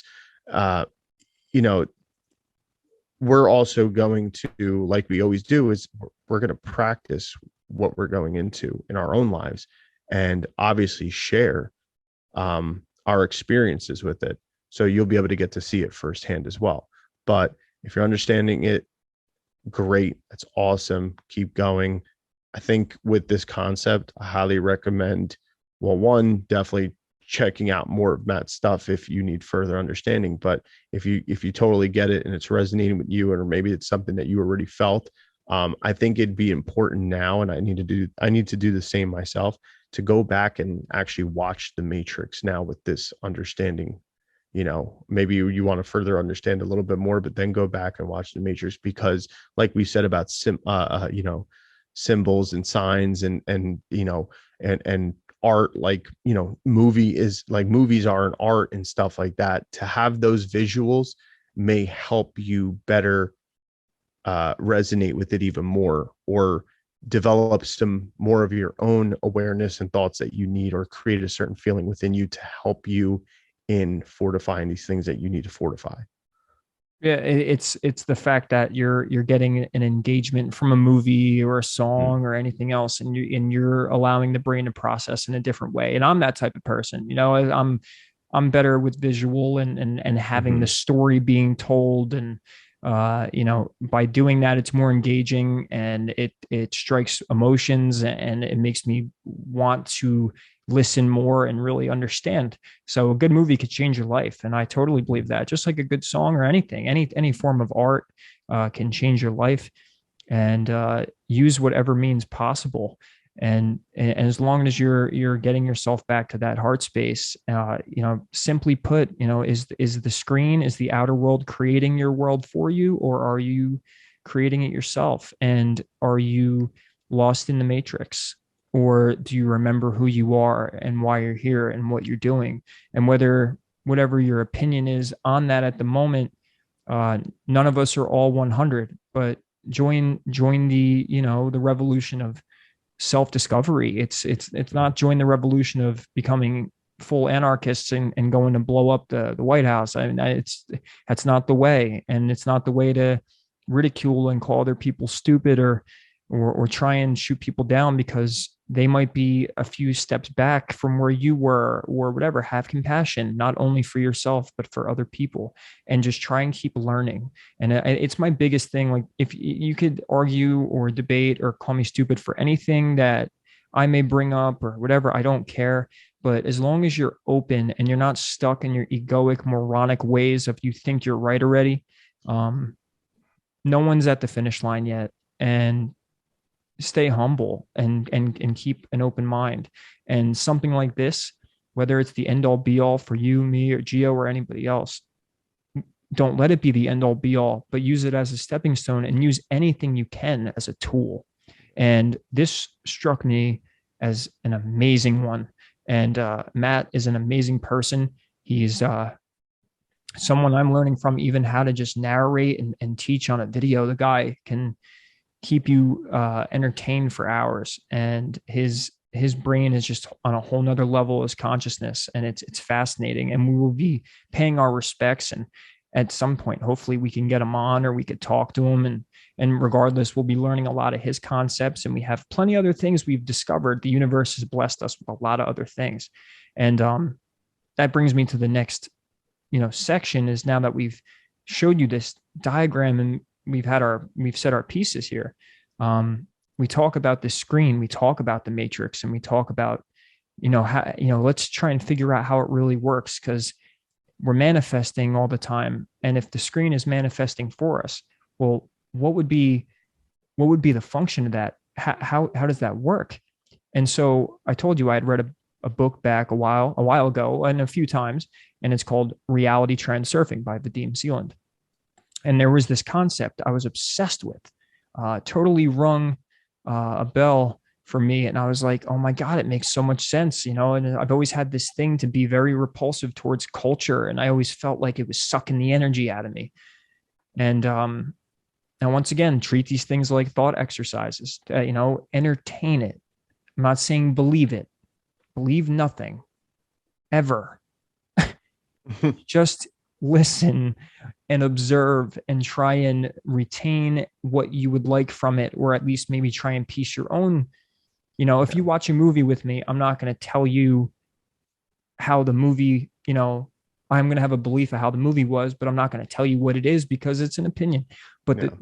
treat these things like that, but exercises. Treat it like a good movie, you know, or some sort of concept that you're learning just to get perspective. Just get the perspective. See past what you feel or think about it right now. And I'm telling you that to me, this was an amazingly useful and eye-opening, concept, and it may be for you. And Gio, I know you can agree, right? No, absolutely. Definitely. And when you sit there and take it in and allow it to work, like let it keep continue processing. Don't come up, just like we said in our last episode, like that doesn't mean that you have to fall on a definite. You know what I mean? That it's not that. We know that there's infinite possibilities of reality as well and everything. And this is just a thought concept that comes from one of those possibilities as well. But it does seem very effective. And yeah, I see for myself, it's definitely opened things up even more, and it's allowed me to go back within. And I think that's why I feel like we continue to attract more to open up our world, and then in turn we get to share it with everybody else. So Right. And these conceptual things have opened up doors for us that we didn't know that it would open up. And it's just because we were open about it. I wasn't going into any of these books or any of these studies, even astrology, anything to think that I was getting the answer and this was going to bring me to the finish line.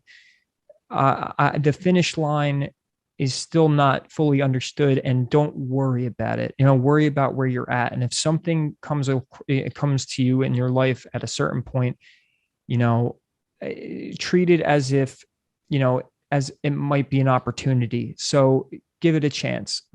And by understanding the nature of reality, and from me resonating with this, I do see it work this way. Try and wrap your mind around this, and you could, try and really feel the validity of it, and see if for you it strikes some sort of like, oh, that totally makes sense. And it's funny because I said the word egregore before. It's a similar concept. And so this isn't a new idea in a sense, but it's a refined and more relatable idea, where you don't have to be like some sort of witch or wizard to understand the concept. This book was actually written by a quantum physicist. So, and you're also not having to try to compute, physics and hear it in you're hearing it in a metaphysical form as well, but it's not so, sciencey. Right. So it's and very entertaining in a sense, the idea itself. So Gio and I did sit back and highlight some key parts, ones that we thought were most important. And I'm going to read a few. And so what this is in reality transurfing, there is a chapter called pendulums. And when we had learned Matt's concepts on the screen, the digital or the quantum Imax theater that we call life, that our awareness gets to experience. Well, how he claims that the screen, like as if it's alive, is trying to grab you away from yourself, so it could feed off the energy of you. We're feeding it by giving it our energy, whether it's good or bad, fear and anxiety and all that. And it's funny because I know a lot of you conspiracy heads know about reptilians, about archons, about all these things talking about entities feeding off our energy. Were you going to say something? I was going to say, just because I want you to mention it, I just can't always, I always forget the name or how to say it. The arboretum, what's it called? Hmm. With the snake. Oh, the Ouroboros. tail. Yeah. I see. I always forget how to say it. That's okay. But yeah, no, like I think like there's a little connection for people to see. I think also even how, and it's something that's so ancient and part of the occult as well, how it plays into this concept.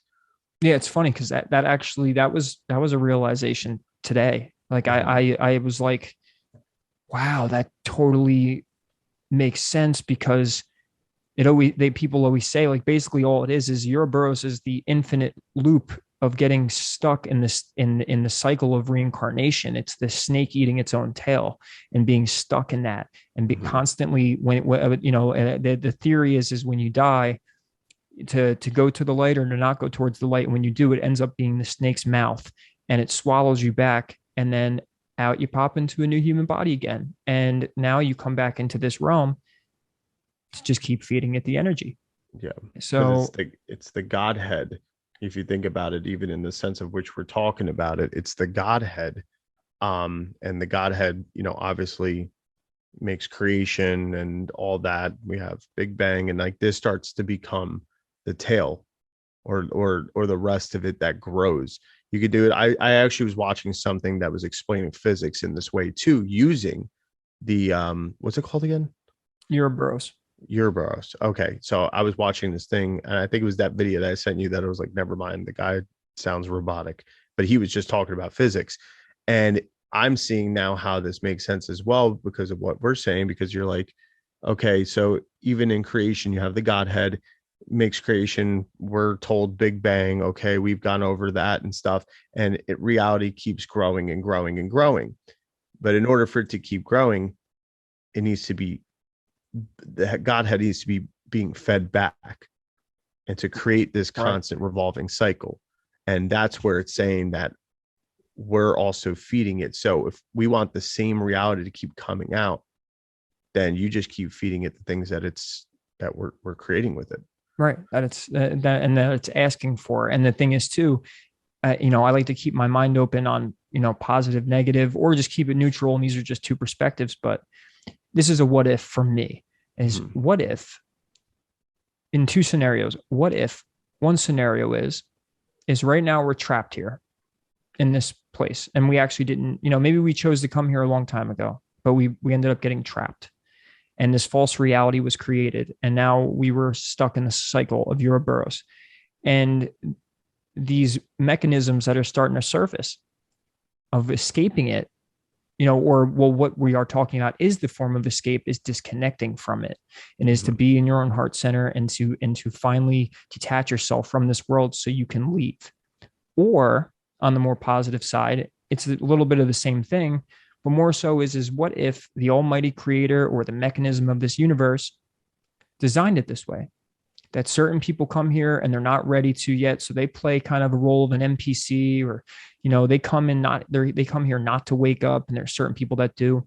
And this is like the video game of life in a sense, where you come here to learn this, and once you learn, you graduate. And you could see it like that too. So whether it's we're trapped, which isn't that fun to think about, or this is the game, you know. And those are the two theories that are cooking up at the moment for me, and and they both resonate very well, and I see it as a good start.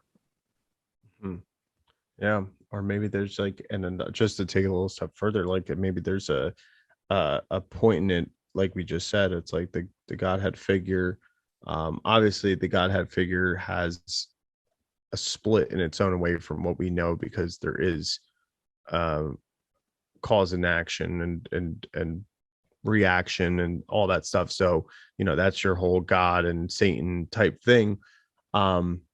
So because it has a part to play in that reality, it's like, that's maybe like you're saying too, like that's the reality that we're kind of trapped into, but it's not the ultimate. The ultimate is more of that divine thing that we're trying to get back to.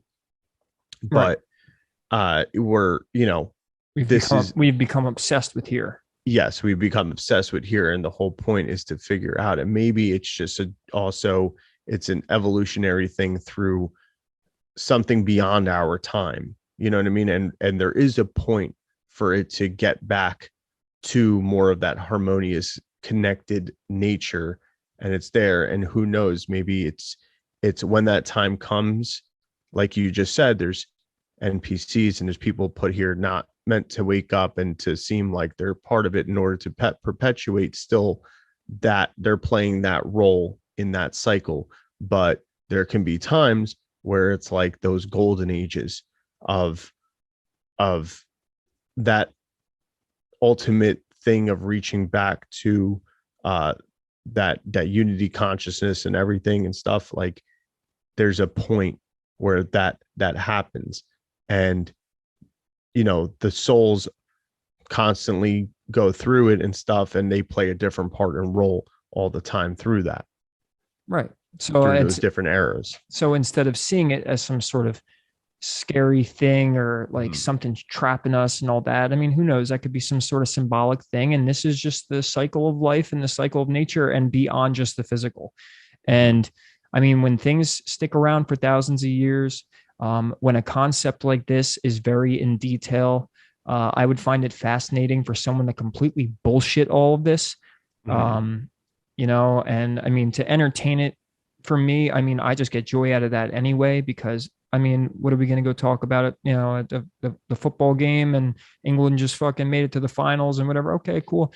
But these ideas are in themselves fascinating regardless. I mean, hell, enjoy a good story. Use your imagination. I think I've been kind of always reverting back to that too. Like some of my work lately is like, regardless of any of these secrets and mysteries we're trying to figure out, let's just simply get back into the imaginative state. Let's get back into, truly heart-based feelings and stuff, and enjoy life. And I think a lot of people's misery comes from a lack of imagination, or your imagination just sucks and you're just constantly thinking of the things you don't want to be thinking about. So learning a new concept and an idea like this, whether your beliefs are there or not, doesn't matter. It's about how could this maybe affect your thought process? What seeds will this plant? Yeah, we could see that. I'm going to say we, as in everybody. There's just too much freaking out going on in all sorts of way, whether it's scared, angry, whatever it may be, and stuff. Too much freaking out going on, and it's getting old. Oh, very old. I mean, even if this was all nonsense, I'd still rather talk about it than the shit I hear about every day about talking about how Biden's whispering and weirdo and all that stuff. Look, we know he comes off well, like he would love to sniff some kids' nuts. Well, I just started thinking about it. It was like, what did Matt say? Rather than, I was just going to use rather than talking about fucking Khloe Kardashian's new scent. Yeah. Like, which basketball player she's dating nowadays or some fucking, come on now. But like, why do we talk about those things? Because we don't know what else to talk about. Yeah. So take a journey, right? Just like you said in our little intro. Yeah. All right. Well, starting. Sorry. Yes, we're going in.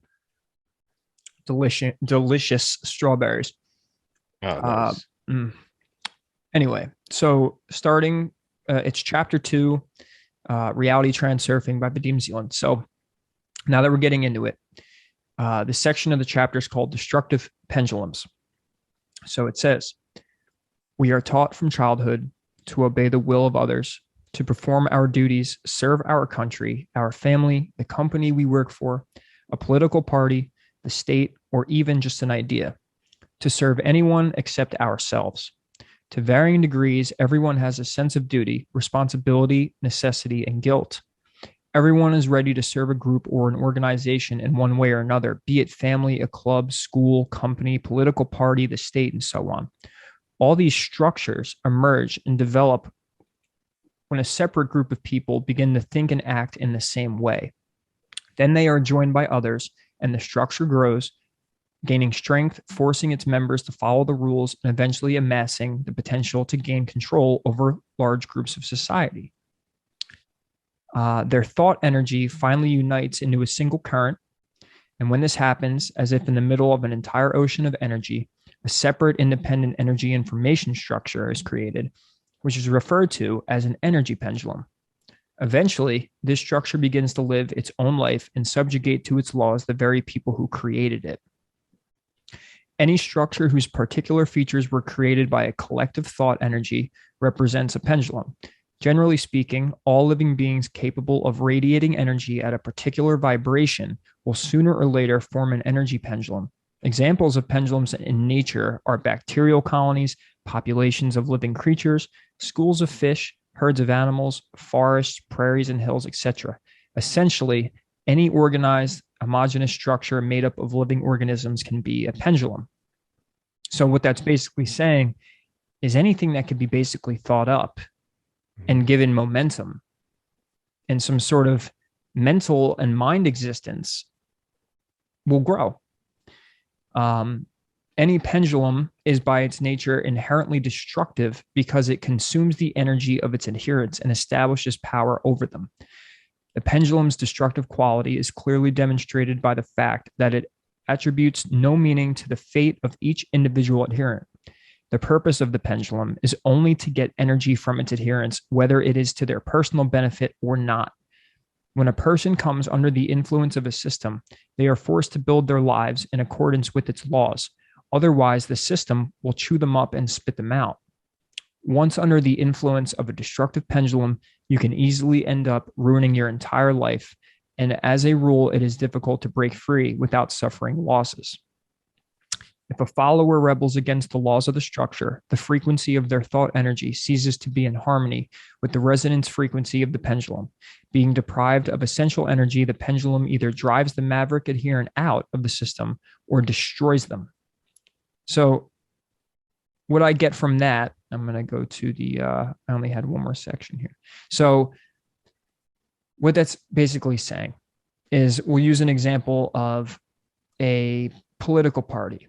So red and blue are made and rules, ideas, thoughts are created. And now a group of people start to believe this and feed it more energy and all of that. And it starts to grow.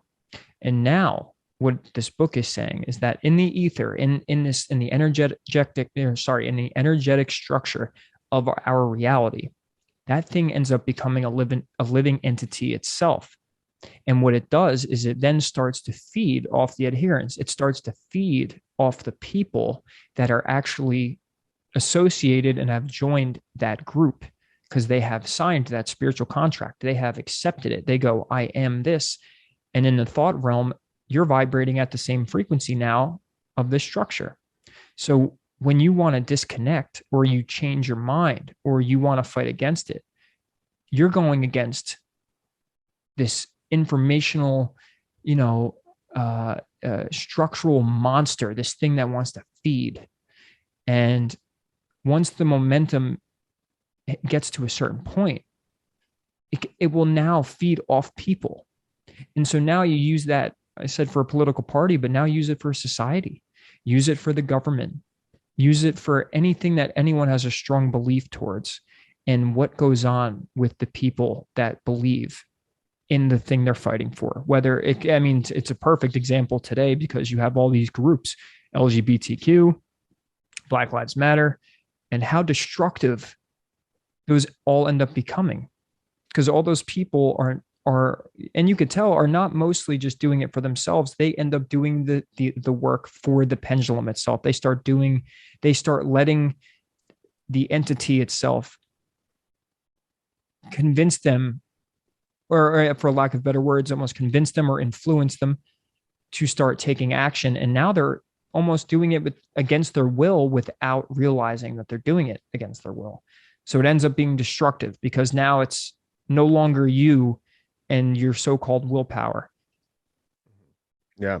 And when you think about it on an energetic form too, in the way of even just, I think that those desk pendulum things that are the kinetic balls, right? Each one of those balls is a pendulum, right? And you have the one pendulum, and say that's the one that one of these groups hops on, and it swings, and it goes. If none of those other balls are there, and sometimes they're not, it just swings and it keeps going, and it's going to have its momentum to a point where it just dies out and it stops swinging. But with other pendulums, because we know that there's other pendulums always in existence, it comes in contact with it. It meets a resistance, and that kinetic energy happens and it stops. And the people that hop on that pendulum are going to feel that stop or that stagnation as well, within their own lives, it's gonna trickle down, and they're gonna feel that as well. And then the other pendulums are doing their thing, swinging, and they come back against, and we're talking about being in a group of pendulums that all have to do around the same thing, and those other kinetic balls come back and hit that pendulum that we initially said you hopped onto with whatever group that is. Therefore it gets that kickback, then it also gains motion as well. So there's so much to it, and it's just this constant back and forth. And it's like at some point or another, that pendulum either dies, moves on to something else that maybe no longer resonates with you, and then you're left with the destruction of it. You're left with now the fact that now you just got used, abused, chewed up, eaten, spit back out. Right. Where's the usefulness in that for yourself? Unless you could gain something and know when to step away at times and develop an understanding, like we're even saying with this. But that's a common problem amongst people. Well, and remember, and real quick, I'm going to switch back for the people who are actually watching in, and if you're listening, I go back to the picture of Matt's diagram, and we look at the screen. We look at the outer circle, which is the farthest from ourselves and the farthest from our heart, and it's what's influencing society. Because if you're looking at this like a machine, or what the book calls a pendulum, meaning it's kind of alive and in itself, and it wants your energy, and it wants to feed off of you. And once you've signed that spiritual contract, and all that really means is you just agree with it and start giving it your emotions, and you're giving it your thoughts. And the more you do it and the more momentum you give that, the more it wants your energy. And once you've gotten so far into it, it's most likely going to hurt coming out of it. But there is a way to get out of it almost pain-free, or maybe not pain-free, but more so there is just a way to kind of wiggle yourself out of these things, out of these energetic vacuums. I think you learn acceptance. That's how it has less of a toll on you.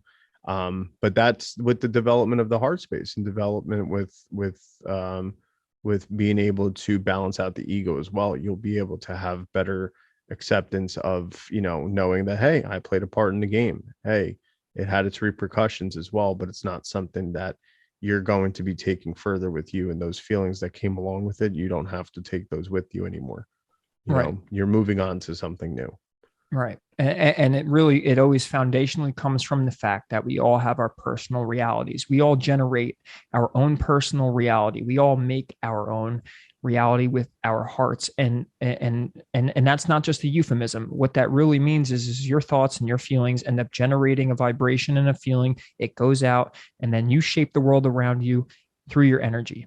And the thing is when you place that outside of yourself, something else is going to feed off of you and influence you and take away from you.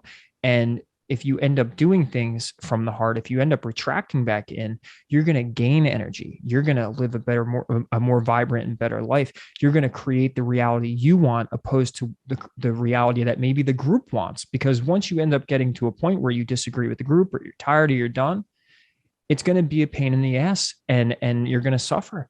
And just stepping that far out of yourself, it's not easy. A lot of people don't make it back in once you're that far out. I mean, you can even look at drug addicts as a pendulum. That's another one where you get so lost outside of yourself, and something outside of you is giving you some sort of temporal pleasure and happiness. And any time I've heard a story of heroin or a lot of alcohol, like my dad with heroin passed away earlier this year, you can see it in a way where it's like that energetic monster, that idea and thought and attachment, like maybe drugs are some kind of really strong pendulum, and they'll just suck the life out of you.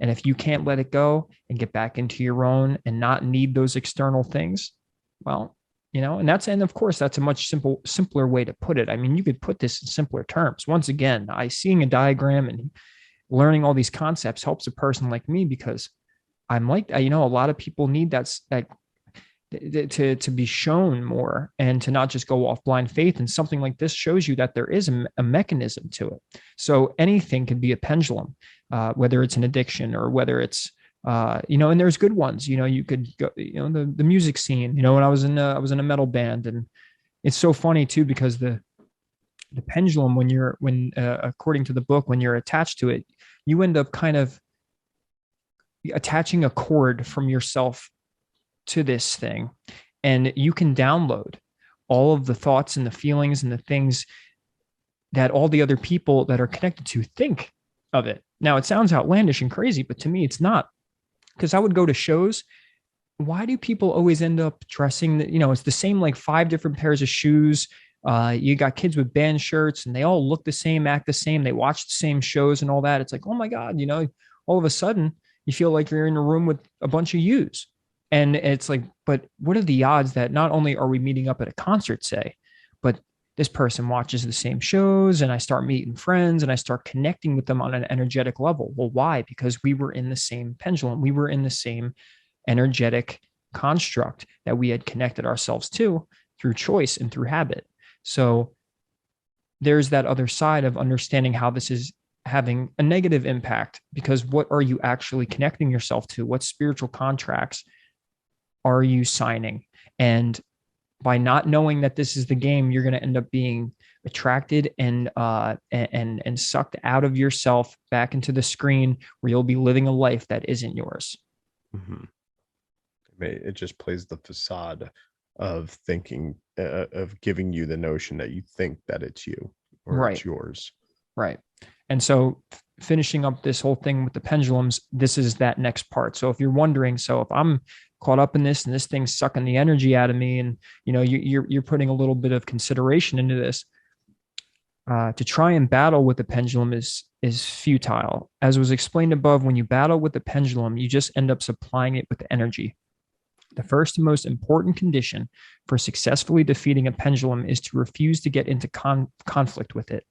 Firstly, the more actively you try to fight off pendulums that you get down, the more they will pressure you. You can repeat endlessly, "Leave me alone, get me away," and think you're fighting them off. But actually, you are providing them with energy, making them cling to you even more. Now, before I carry that on, this was a trigger for me, in a sense of, people have to hear this, because if you can repeat endlessly, "Leave me alone, get away from me," and you think you're fighting them off, but you actually are just providing them with more energy. Now think about what the truth community does. What are we saying to the bad politics? What are we saying to secret societies? What are we saying to all the lies and deception? What are we saying to all the corruption and the darkness? We say, "Leave us alone, get away from me," but you're giving it energy. So by understanding this, we're starting to see deeper into the game. And I mean, I got to admit, this isn't enough for me, where, I want to refine this and become more passionate. And as I'm learning, as I'm going, and I've known this, but I do want to find a way to channel it, to make it where I could really help it sink into you guys. And so you can really, truly feel what I'm saying and what we're saying. And, to know that it's not just some concept, and that I know that I've experienced this and seen it firsthand. Mm-hmm. Yeah, it's definitely, it's powerful. It really is. I mean, it really does open something up. It really gives you more hindsight on everything, and just being able to come back to not being. It goes back to not being so visceral, right? And being open. Yeah. So we're coming to the end of this chapter here, and once again, I recommend the book. It's amazing. 700 pages. Wow. Secondly, you do not have the right to judge or change anything. Everything you see and experience should be accepted as if they were paintings on display, whether you like them or not. There may be many paintings in an exhibition that are not to your taste, but it would never occur to you to demand that they would be removed from there. Once you have recognized the pendulum's right to exist, you can also have the right to leave it behind, and remaining free of its influence. The main thing is not to fight it, judge it, get angry, or lose your self-control, because by doing so, you agree to play the game. The pendulum should be calmly taken for granted as a necessary evil and left at that. Any position of opposition supplies the pendulum with energy. Now, oh, sorry, that's it. No, just it's so funny. It's like that whole thing where it just said it's like there may be many paintings in an exhibition that are not to your taste, but it would never occur to you to demand that they be removed from the exhibition room. And it's so funny because you see how people are doing that with all these certain real liberal idea groups and stuff, how they're say taking statues and stuff like that, and even the right too with politics now, especially with there's been an emergence of George Floyd statues and stuff like that, or showing pride flags or whatever, blah blah blah, and stuff like that. Whoever doesn't like whichever side of it, they're actually demanding that they be taken away and taken down and all this stuff. And it's like, meanwhile, there's other statues that they don't mind and they like. There could be an angel one and stuff, and they don't say nothing about those or whatever it may be. But these other ones, they are, even them, no matter what side of the spectrum they're on, left, right, it doesn't matter. They're still feeding a certain pendulum because they're sitting there and even asking for them to be removed. And they don't even see how they're doing this very thing, instead of allowing it to not take hold of them so much and realize that the very thing that they don't like or whatever and stuff, it's like they're just creating more to it because they're giving it that narrative that's saying, like, say that whole thing at the statue, because it's showing oppression, it's a reminder, it's disrespectful and stuff like that. Like, well, maybe not necessarily, maybe it's just a statue and you're putting that context to it, and therefore enough people are bringing that feeling towards it. So now people are going to start, certain people that are vulnerable to things that are just not, or weak-minded and stuff, may start feeling like, yeah, I feel oppressed by that. I do. And it just has this weird magnetic attraction to it. It's just unnatural. Perpetuating and continuing the very thing that you don't want to continue. Yeah. And and actually the fact that you put it so well, I'm going to say it one more time. So from what you're saying, once you have recognized the pendulum's right to exist, you also have the right to leave it behind, remaining free of its influence.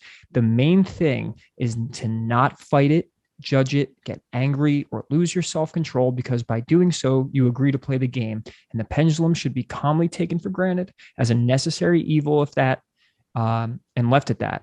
Any position of opposition supplies the pendulum with energy. That should be a mantra, that any position of opposition supplies the pendulum with energy. The more you fight something, the more it will grow. And what it's going to do, or what it's going to take, is for humanity to lose that ego-based approach, that if you do not like something, ignore it. Yeah. That's it. It's that simple. If you want to make a change in the world, work towards the change of the thing that you want to occur, not the thing that you don't want. You know what I mean? Mm-hmm. Yeah. It's like that analogy I was using before we even recorded. You have a slingshot and a rock. You really don't like that rock, and you want to send that rock as far away from you as possible. You're putting it in your slingshot, you're pulling it back, and because your ego wants to get it so far away from you, you're just pulling,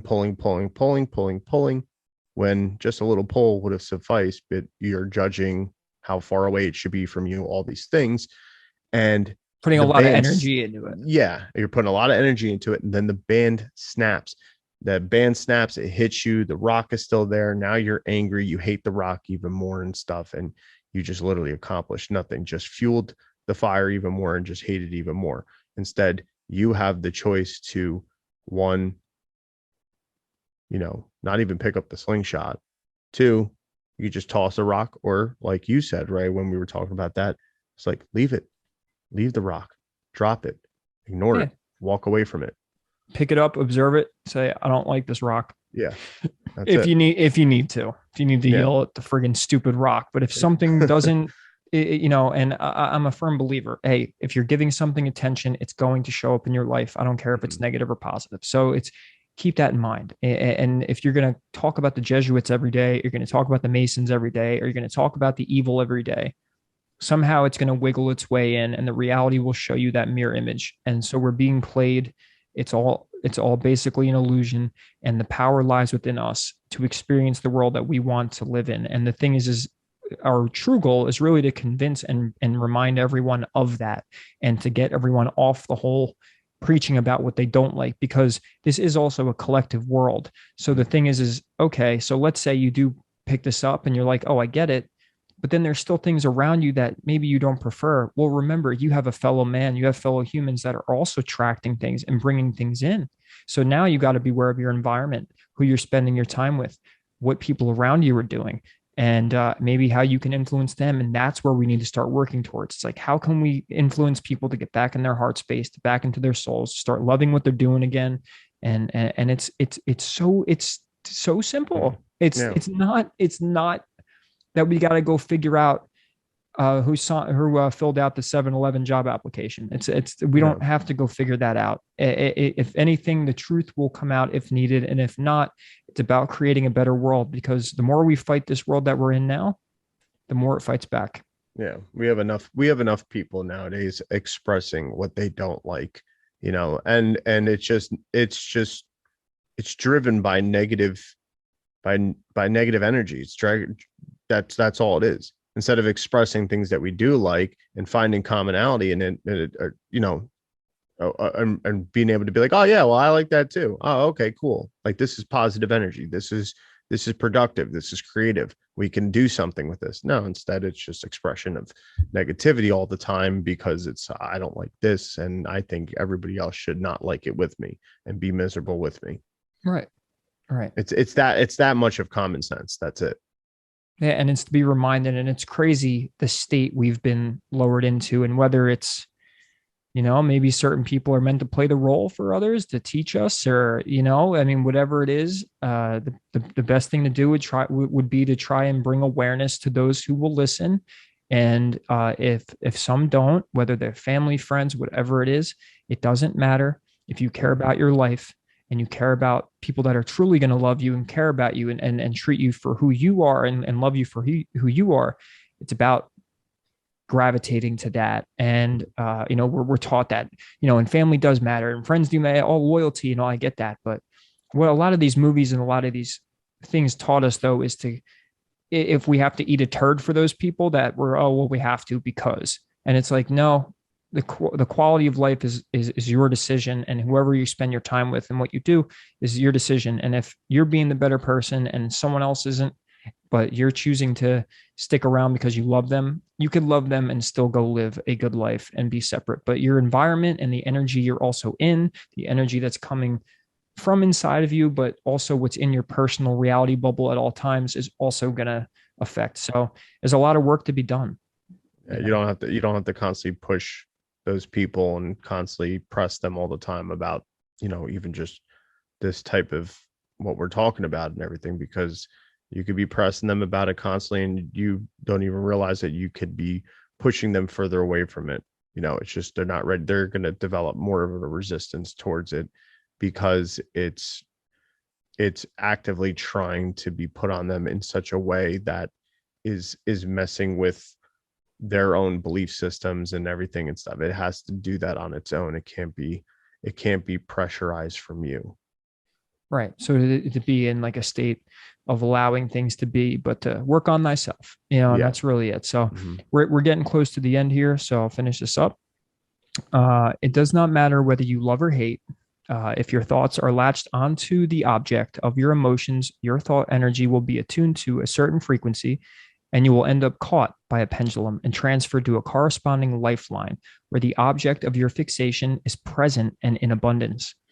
If you want to eradicate something from your life, all you have to do is stop thinking about it, pass by with indifference, and it will disappear. To eliminate something from your life, ignore it. Do not avoid it. There is a difference. When you avoid something, it means you have let it into your personal space, but you are now actively trying to get rid of it. To ignore something, to ignore something means not to react to it, and consequently not to experience its presence in your space. Imagine that you are a radio.